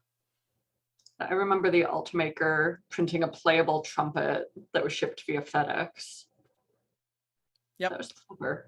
Gotta hand it to them. That was clever. Yeah, there have been, and Pooch just put a video out of showing his Prusa bridging, but then he put it the right way around, and you know, it wasn't. It was printing upside down. It was stuck to his ceiling. It was stuck to his ceiling, but you know, there's a lot involved in this industry, and I'm really glad that you've been sharing it all with us. I do appreciate it, and you've been spending a ton of time, over 3 hours now. We've been streaming. Dang. Is anyone even listening to us? We have a few people here still. We had a good peak, but now we just got some regulars that are probably just hanging out that are interested in hearing your story. So we'll say hi to the regulars. But yeah, I love your story because so many people look and say, this is a very technical industry. I need a technical background. And while, yes, having a technical background will certainly kind of help you along, you don't need it. It is not a requirement. Now, okay, if you're going to go on the engineering side, you kind of, you got to have the schooling. Yeah. But now there are so many actual avenues with formal education. Like, I remember the first time I met someone with a master's degree in additive, and then I remember the first time I met someone with a PhD in additive. Mhm. Now I work with people with PhDs in additive, with masters in additive, with community college training in additive. I know people who learned from apprenticeships, from upskilling, you know, in professional modes, from like night classes. There are so many different ways to get in that I love it. Because like I wandered in, and if you go back a few years, that's how most people came into the industry. Yeah, because I it wandered wasn't into like, yeah, it wasn't like a cohesive industry at that point, you know? Is it even a cohesive industry now? I would argue yes. I would say a nascent industry. It's a very young industry with a lot of growth ahead, but it's definitely not as immature. It's becoming a lot more formalized, I think. Yes, And for so sure. it does help that now there are formal training programs. Like community colleges right around me in Cleveland have amazing training programs. When I was leaving Ventura last month, I fly in and out through LAX when I go to Nexa HQ, Right. which I do not recommend at night in the rain. It took so long, and LA traffic is what people say it is, and it's the worst. But I did get to have dinner with Mara Hittner from Matter Hackers on the way back. Then it was worth it. She is That was worth so it. awesome. Mara's the best, and I love her forever. They probably don't like me, but I really like them. I did a video on matter control, and it auto ops into data collection, and I kind of let them have it. They probably don't like me, but that's okay. They don't have to like me.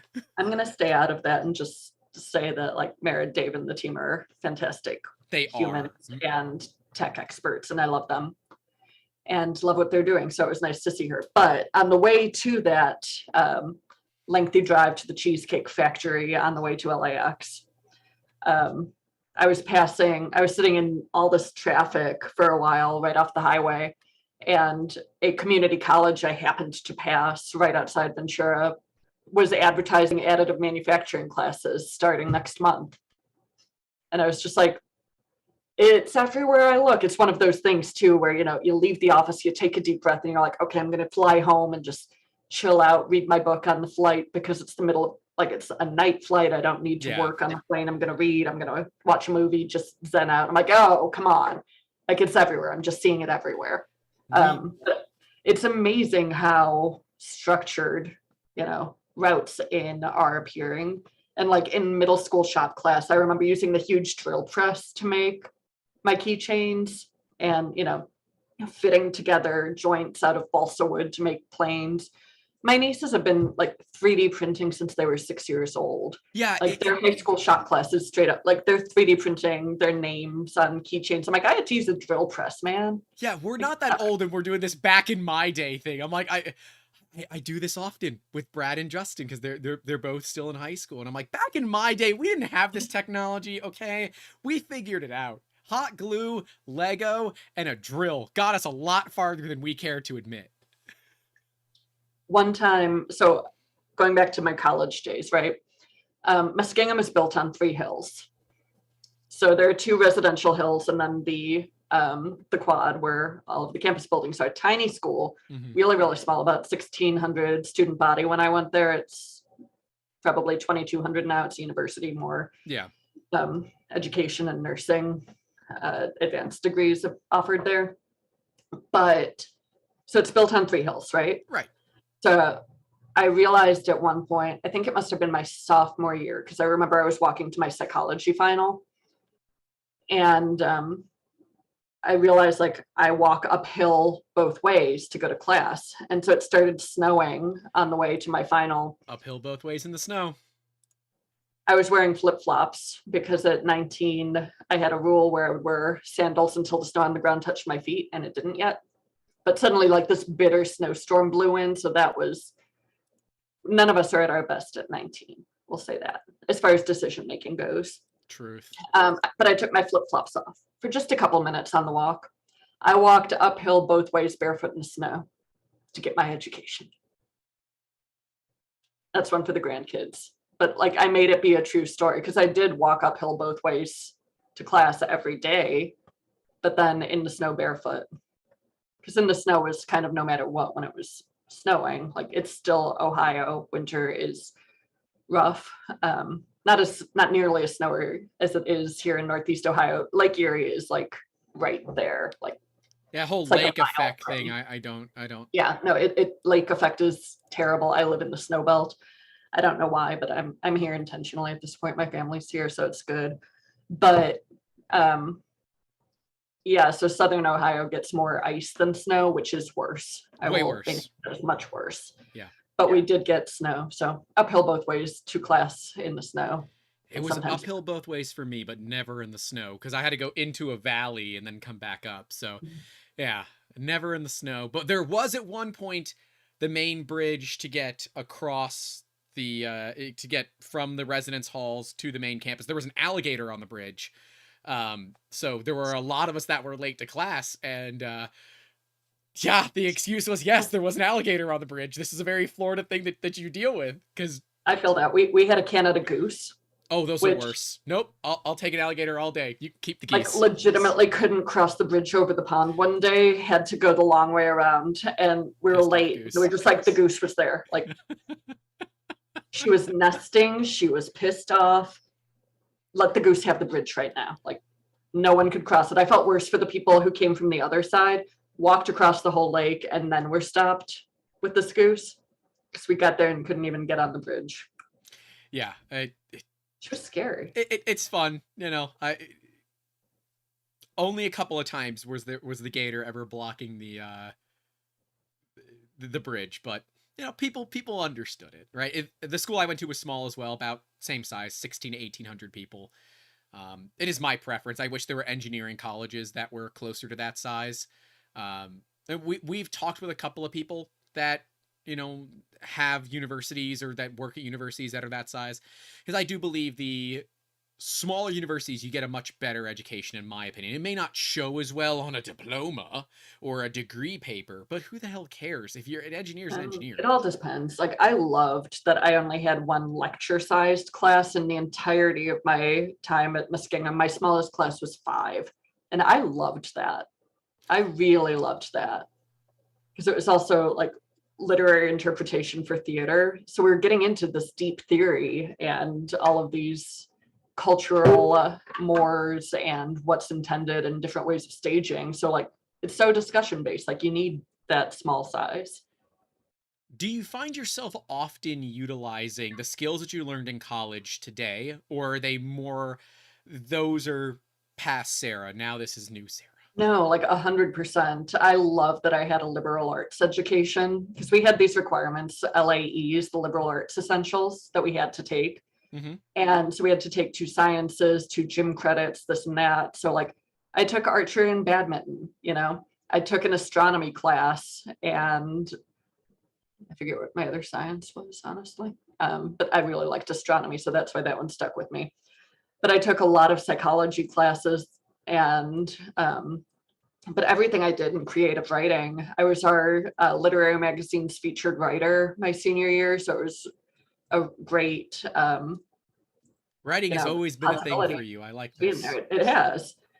And you know, I worked every side of the stage for my theater degree. I wrote, I directed, I acted, I built sets, I did a lot of painting, I worked in the shop. I worked in the theater office for a while. And learning how to multitask, how to work with teams like that's from more the on-campus job part, Right. but those skills is so invaluable. Theater 100% helps in everything I do. I do a lot of speaking engagements, do some podcasts, having formal training in both, you know, Shakespearean acting and improv. Mm-hmm. Invaluable. If nothing else, it makes me comfortable being in front of an audience. And that's just not an opportunity everyone gets. Like, I would love to try Toastmasters at some time just to really hone skills, but I did Toastmasters for a bit. It was fun. yeah, I've heard really good things about it, but you know, having training in improv, I think, is huge because it really teaches you how to think on your feet, keep work going with people, keep live streams, you know, interesting, riff off of people. And I don't know, everything I do is based on communication and collaboration. Right. So those were definitely skills that I learned in college and as a liberal arts major. Yeah, keeping a conversation going is a lot harder than people think, especially when it's like there are questions I want to ask, but I don't know how to integrate them. Sometimes I just go for it. Yeah. And if it makes it awkward, it makes it awkward. What the hell? Who cares? I love awkward. My favorite interviewing technique on the media side was just asking something really vague and staring. Because what you learn quickly is people don't feel comfortable in silence. So they'll just start talking. And that is how I learned so much. And everyone would turn into like Hagrid from Harry Potter and just talk and talk and like, oh, I shouldn't have said that. And that's fine. Like, I am so comfortable going off the record if there are things I know, like no one else needs to know I know things. But I'm an intensely curious person by nature, so I'd like to know. I think that that specific thing that you're intensely curious makes you the perfect fit for this role that you're in currently with Nexa. You don't just take something for face value and say, good enough. You want to dig deep, you want to learn about it, and that means you're perfect for the role. I mean, I think more people need to ask questions, and taking things at face value is so dangerous today, for lack of a better word. I mean, I think we all saw, you know, in the last couple of weeks since CES, Naomi Wogan on Twitter calling out Razor's fake mask. Yep. And kind of the retractions, and, you know, was it Mashable who recently posted the follow-up and cited Naomi's input? Like, freaking good on her. We are in a pandemic. This is not the time to just accept things that some poor decision maker in a PR role decided to say. Like, you can't throw claims that could be legitimately dangerous around. Like, people were excited about these masks because you could also see people's mouths and see people talk, which for anyone hearing impaired or any other reason that they need to see a mouth, yep, you know, that's been obviously very detrimental when we are in a world that rightly is emphasizing masking right now. And we do need to be masking, but we need to be doing it smartly and with appropriate grade filtration. So yeah, asking questions and pushing on those, and everything Naomi does to that end on Twitter is, I am in awe of her. Like, she is amazing and doing that. And I'm so glad that she makes other people ask questions. It would be cool to have her on everyone else, but good Lord, that's a lot of time zones we're playing in.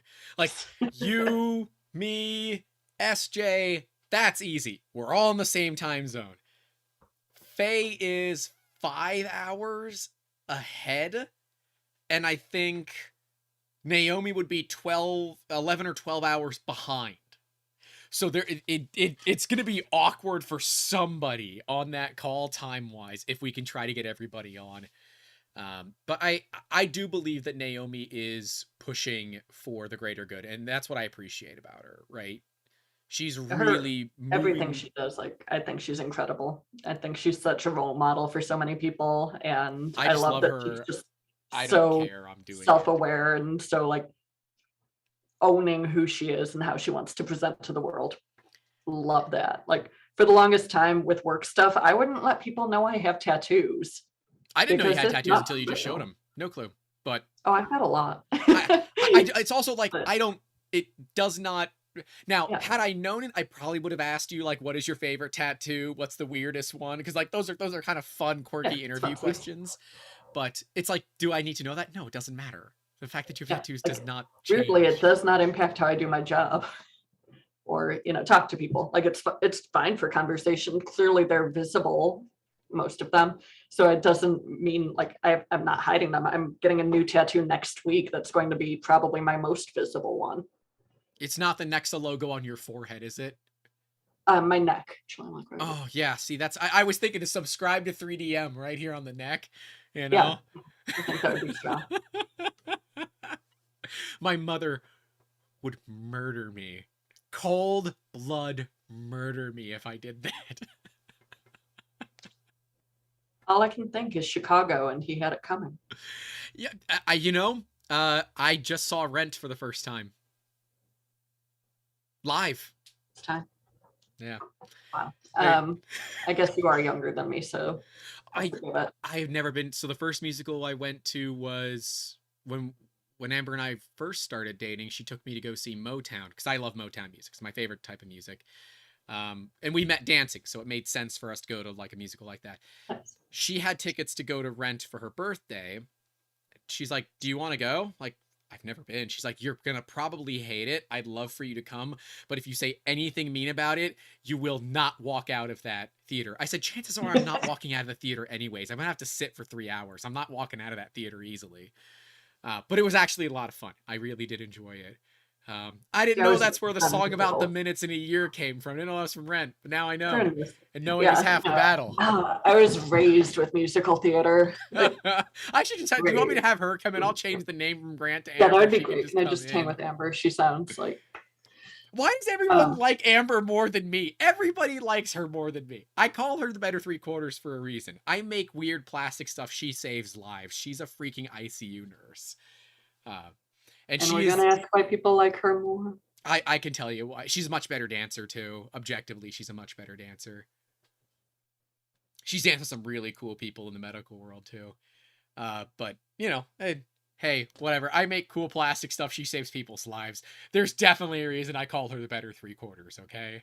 Well, everyone's got their place in our merry little world. She's in a lot of the maker groups with me. And they're always bummed when she leaves. They're like, well, you can go whenever you want. We like her. She's cool. She can stay. But, she's a lady maker. And, of course, those are not as common as they should be. I think they're more common than we want to state. I think a lot of them are very repressed. It's the same thing with any kind of, women who are gamers or anything like that. As soon as people find out you're a woman, everything changes. Like, are you familiar with Melissa Eng at all? The artist behind Luma Cluster? For one, you should be. She's amazing. She does this gorgeous armor-inspired art. She did this collection of masks. She did full armor, gauntlets. I just ordered one of her new rings she's put out. I'm trying it's lumacluster.com. Should be, yeah. Okay. I've never heard of her, so. Oh my gosh, she's amazing. I am in awe of her, and she's one of those other people like I will totally brag about being Facebook friends with because she's for me so it's a nuke. I met a nuke. Anouk's amazing. Anouk is keynoting at Type. I was working into that, all right? That was like my segue into bringing up Type one more time. I met her at Rapid of 2016, and I said, I don't mean to be weird about this, but I really want to take a look at this dress. She was wearing it at the time. It was the first time that dress had ever been seen. She's like, you're fine. I understand. I'm like, okay, because it feels kind of weird, just like really studying the dress when it's on your body. She's like, no. That's the idea. The idea is that you want to learn about it. So we talked about how the sonar system works on it and how when you get too close, it opens. I'm like, this is really cool.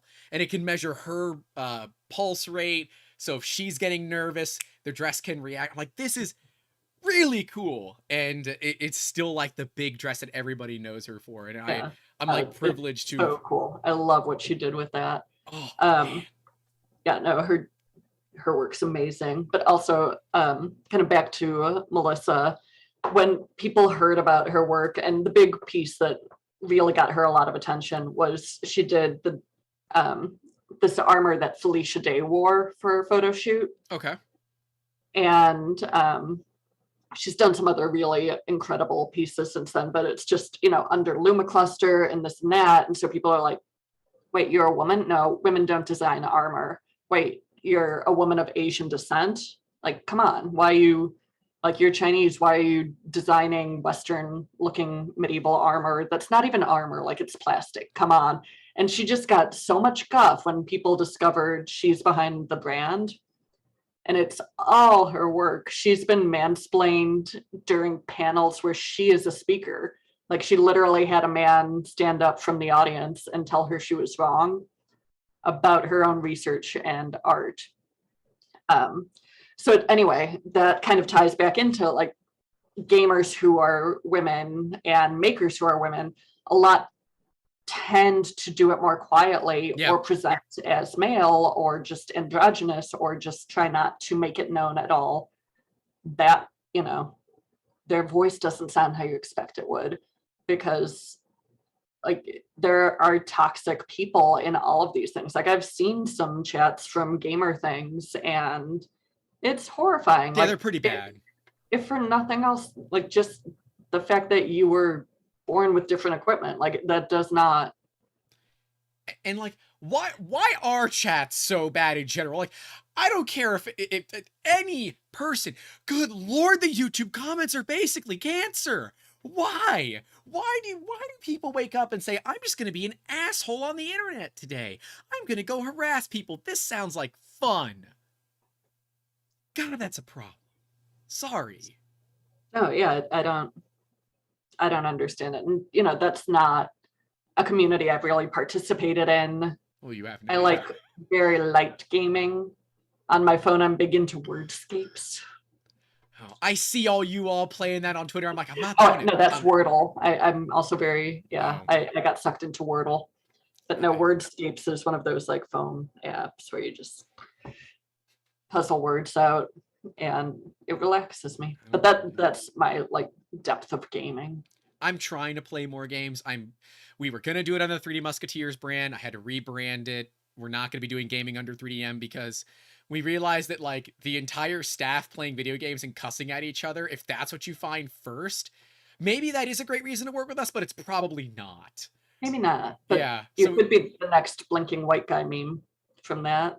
I know that's where that came from.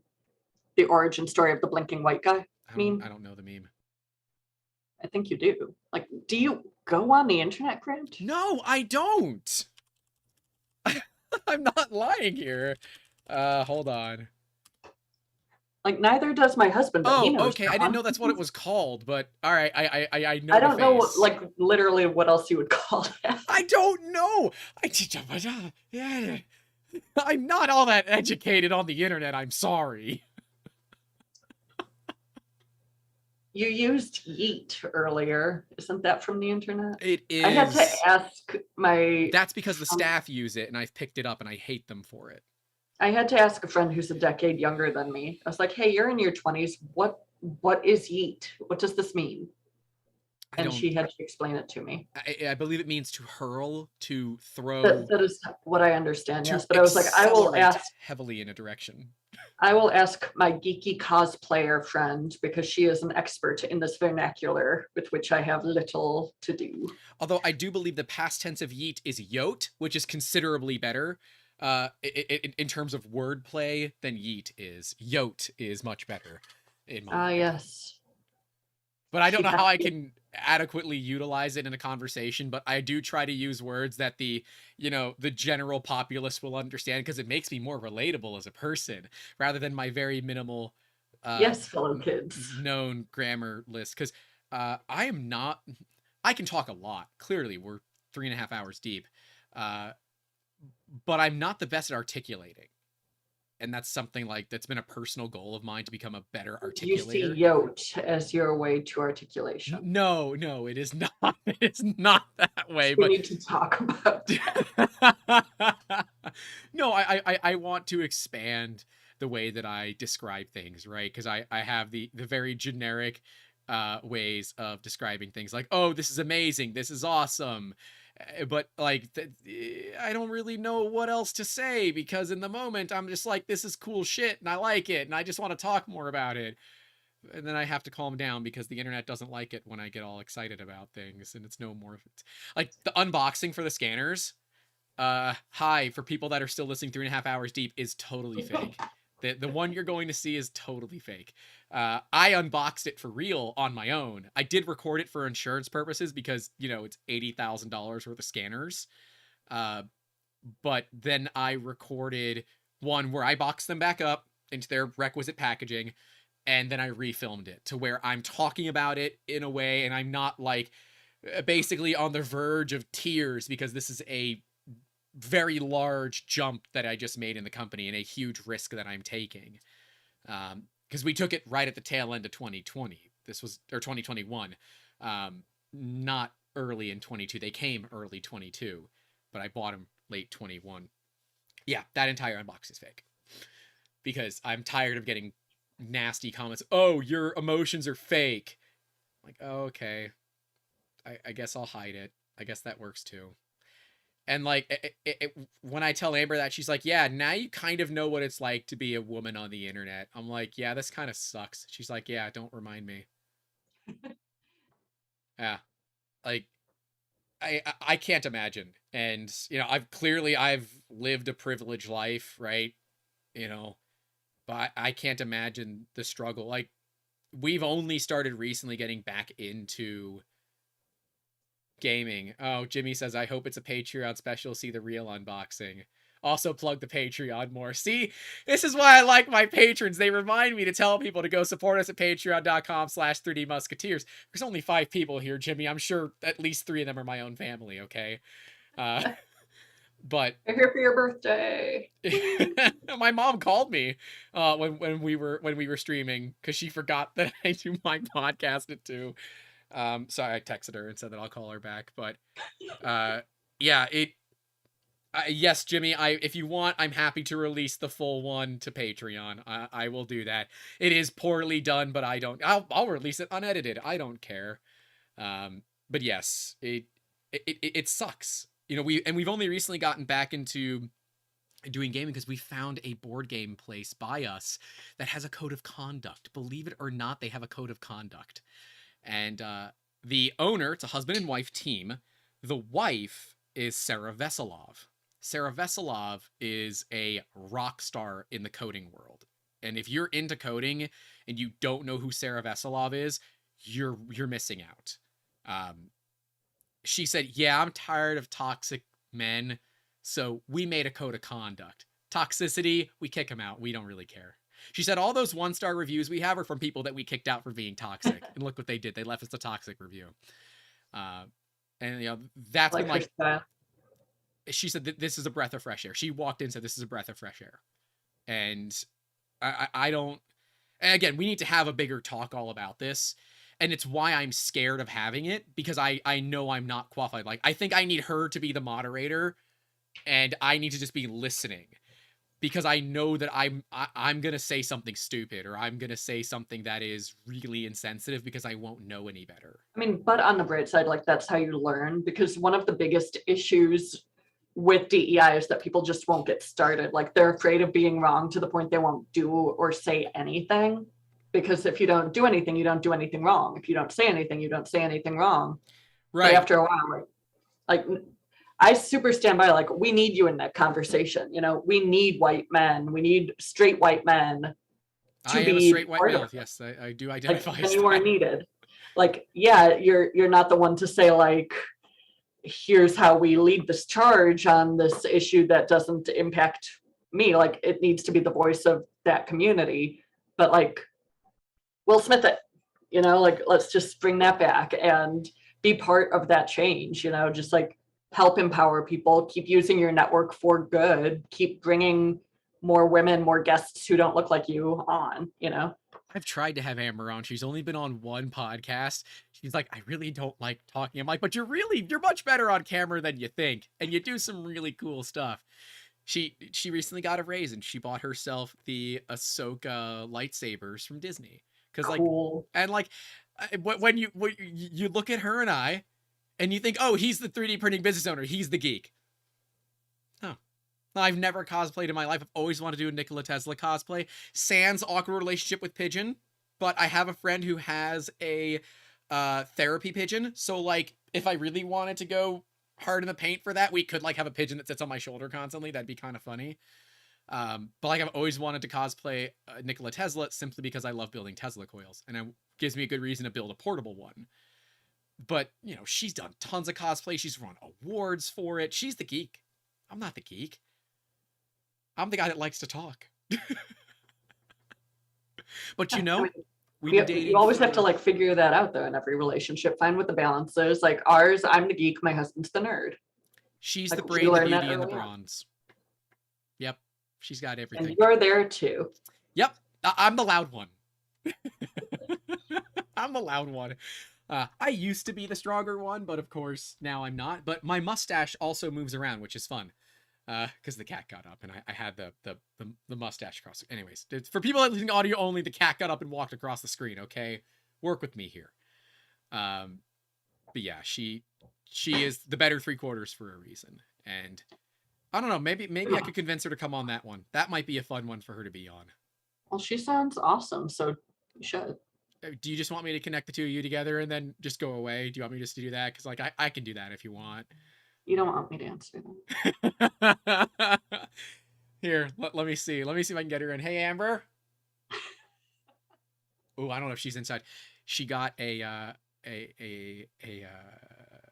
hammock swing for her birthday, and I think she's out enjoying it because it is quite. I get it. Perfect. Rude. Let's see, my computer's telling me it is 18 degrees right now. Oh, and it looks like we've got a weather warning. That's going to be fun. It's winter weather advisory. It's 70 degrees Fahrenheit here. I'm sorry. Winter weather advisory until Tuesday. Oh, God. Oh, I'm so sorry. 5 to 8 inches of snow. Travel could be very difficult, thanks. Like we didn't already know this. Okay, thanks. Super fun. This is why I work remotely. Love it. Hey, that's the best part about, it's what I love about working remotely. It can be any time of the year, any place of the year. You know, it doesn't matter. But yeah, anything else you want to throw in? 'Cause I think we're kind of hitting a natural ending here. Yeah, we should. I think we're in a pretty good place to wrap up and also like start dinner. Because we go back again to I like eating. I mean, not just in terms of paying bills, but like very literally. So no, I think this was awesome. I think it gave us a lot to talk about. I'm excited to dig into more diversity topics with you and the larger group. And I would be super pumped if we find out what, like, I'd love to bring someone else from Nexa, from our technical team on. Oh, we have to do that. Yeah, the technology is, like, again, that was the foundation for why it was cool joining the team. because I knew it worked, you know, and I'd seen it work. And the stuff that the industrial system and the dental system, like both of those are on the market. So real world impact is there.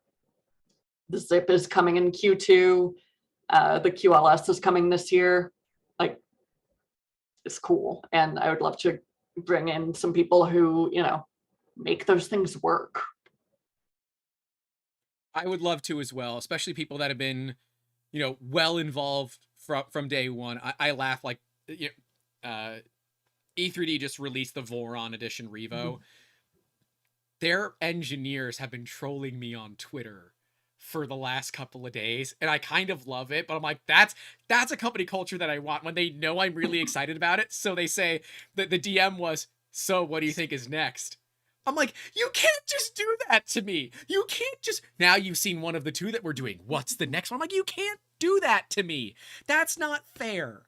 That is dangling a medium rare sous vide steak with a perfect crust in front of me and then pulling it away. You can't do that to me.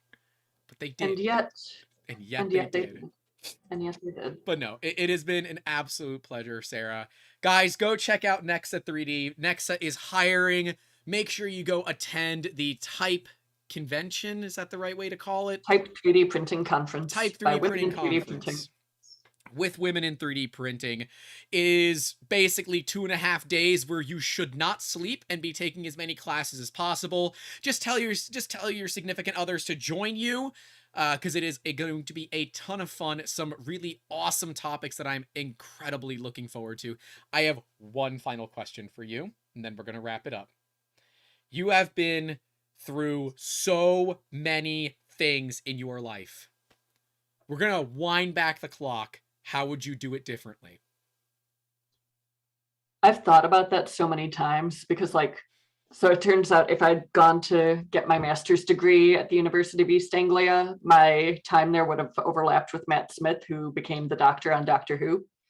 And I could have directed him, and that could have gotten my foot in the door. Like, I like Doctor Who. I think I can hear the squealing of my main editor who loves Doctor Who. He's like 3 counties over. I need you to see my TARDIS. That's beautiful.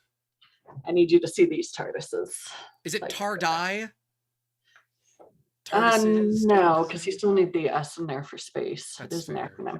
Yeah. I do know that. So, you know, I do question how that would have gone, but because of how everything went, especially with my personal life, I wouldn't want to do over because I'm in a really good place right now. I like what I'm doing professionally. I love what I'm doing personally. I'm married to the right person. We made a very cute baby, and it's really amazing to watch an entirely new person learn the world. And hopefully, you know, he's a boy, he's a little white boy. So I'm just trying to raise a new good ally for this world to be a force for good. So it's not about what I would do differently or do over, but how to do better, you know, tomorrow and the next tomorrow.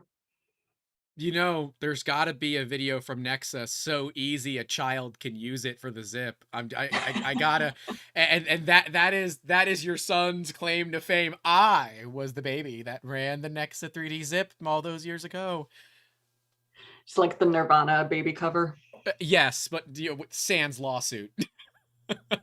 Ideally. Yeah, I would like to protect him from lawsuits. Yeah, that's fair. Yeah, look, Sarah, I appreciate it. I think that's a great answer, right? Although, you know, what, you could have been married to a doctor. I mean, one of the good doctors, right? Oh, he was a great doctor. He had some of the best episodes, but he, I like the guy I did marry. That's fair. That's fair. Really fond of him. I appreciate you coming out. Do you know my outro? I don't. I'm sorry. Okay, it's fine. No one yet that I've brought on has watched enough of our videos to know that my outro is identical for every one of them. Well, I'll join you by just doing a silent dance while you outro appropriately. That's fine. Everybody stay safe out there. Don't forget to call your loved ones. And as always, keep making awesome with awesome people. Have a good one. Season 2, episode 19 with Sarah Goehrke of NEXA3D.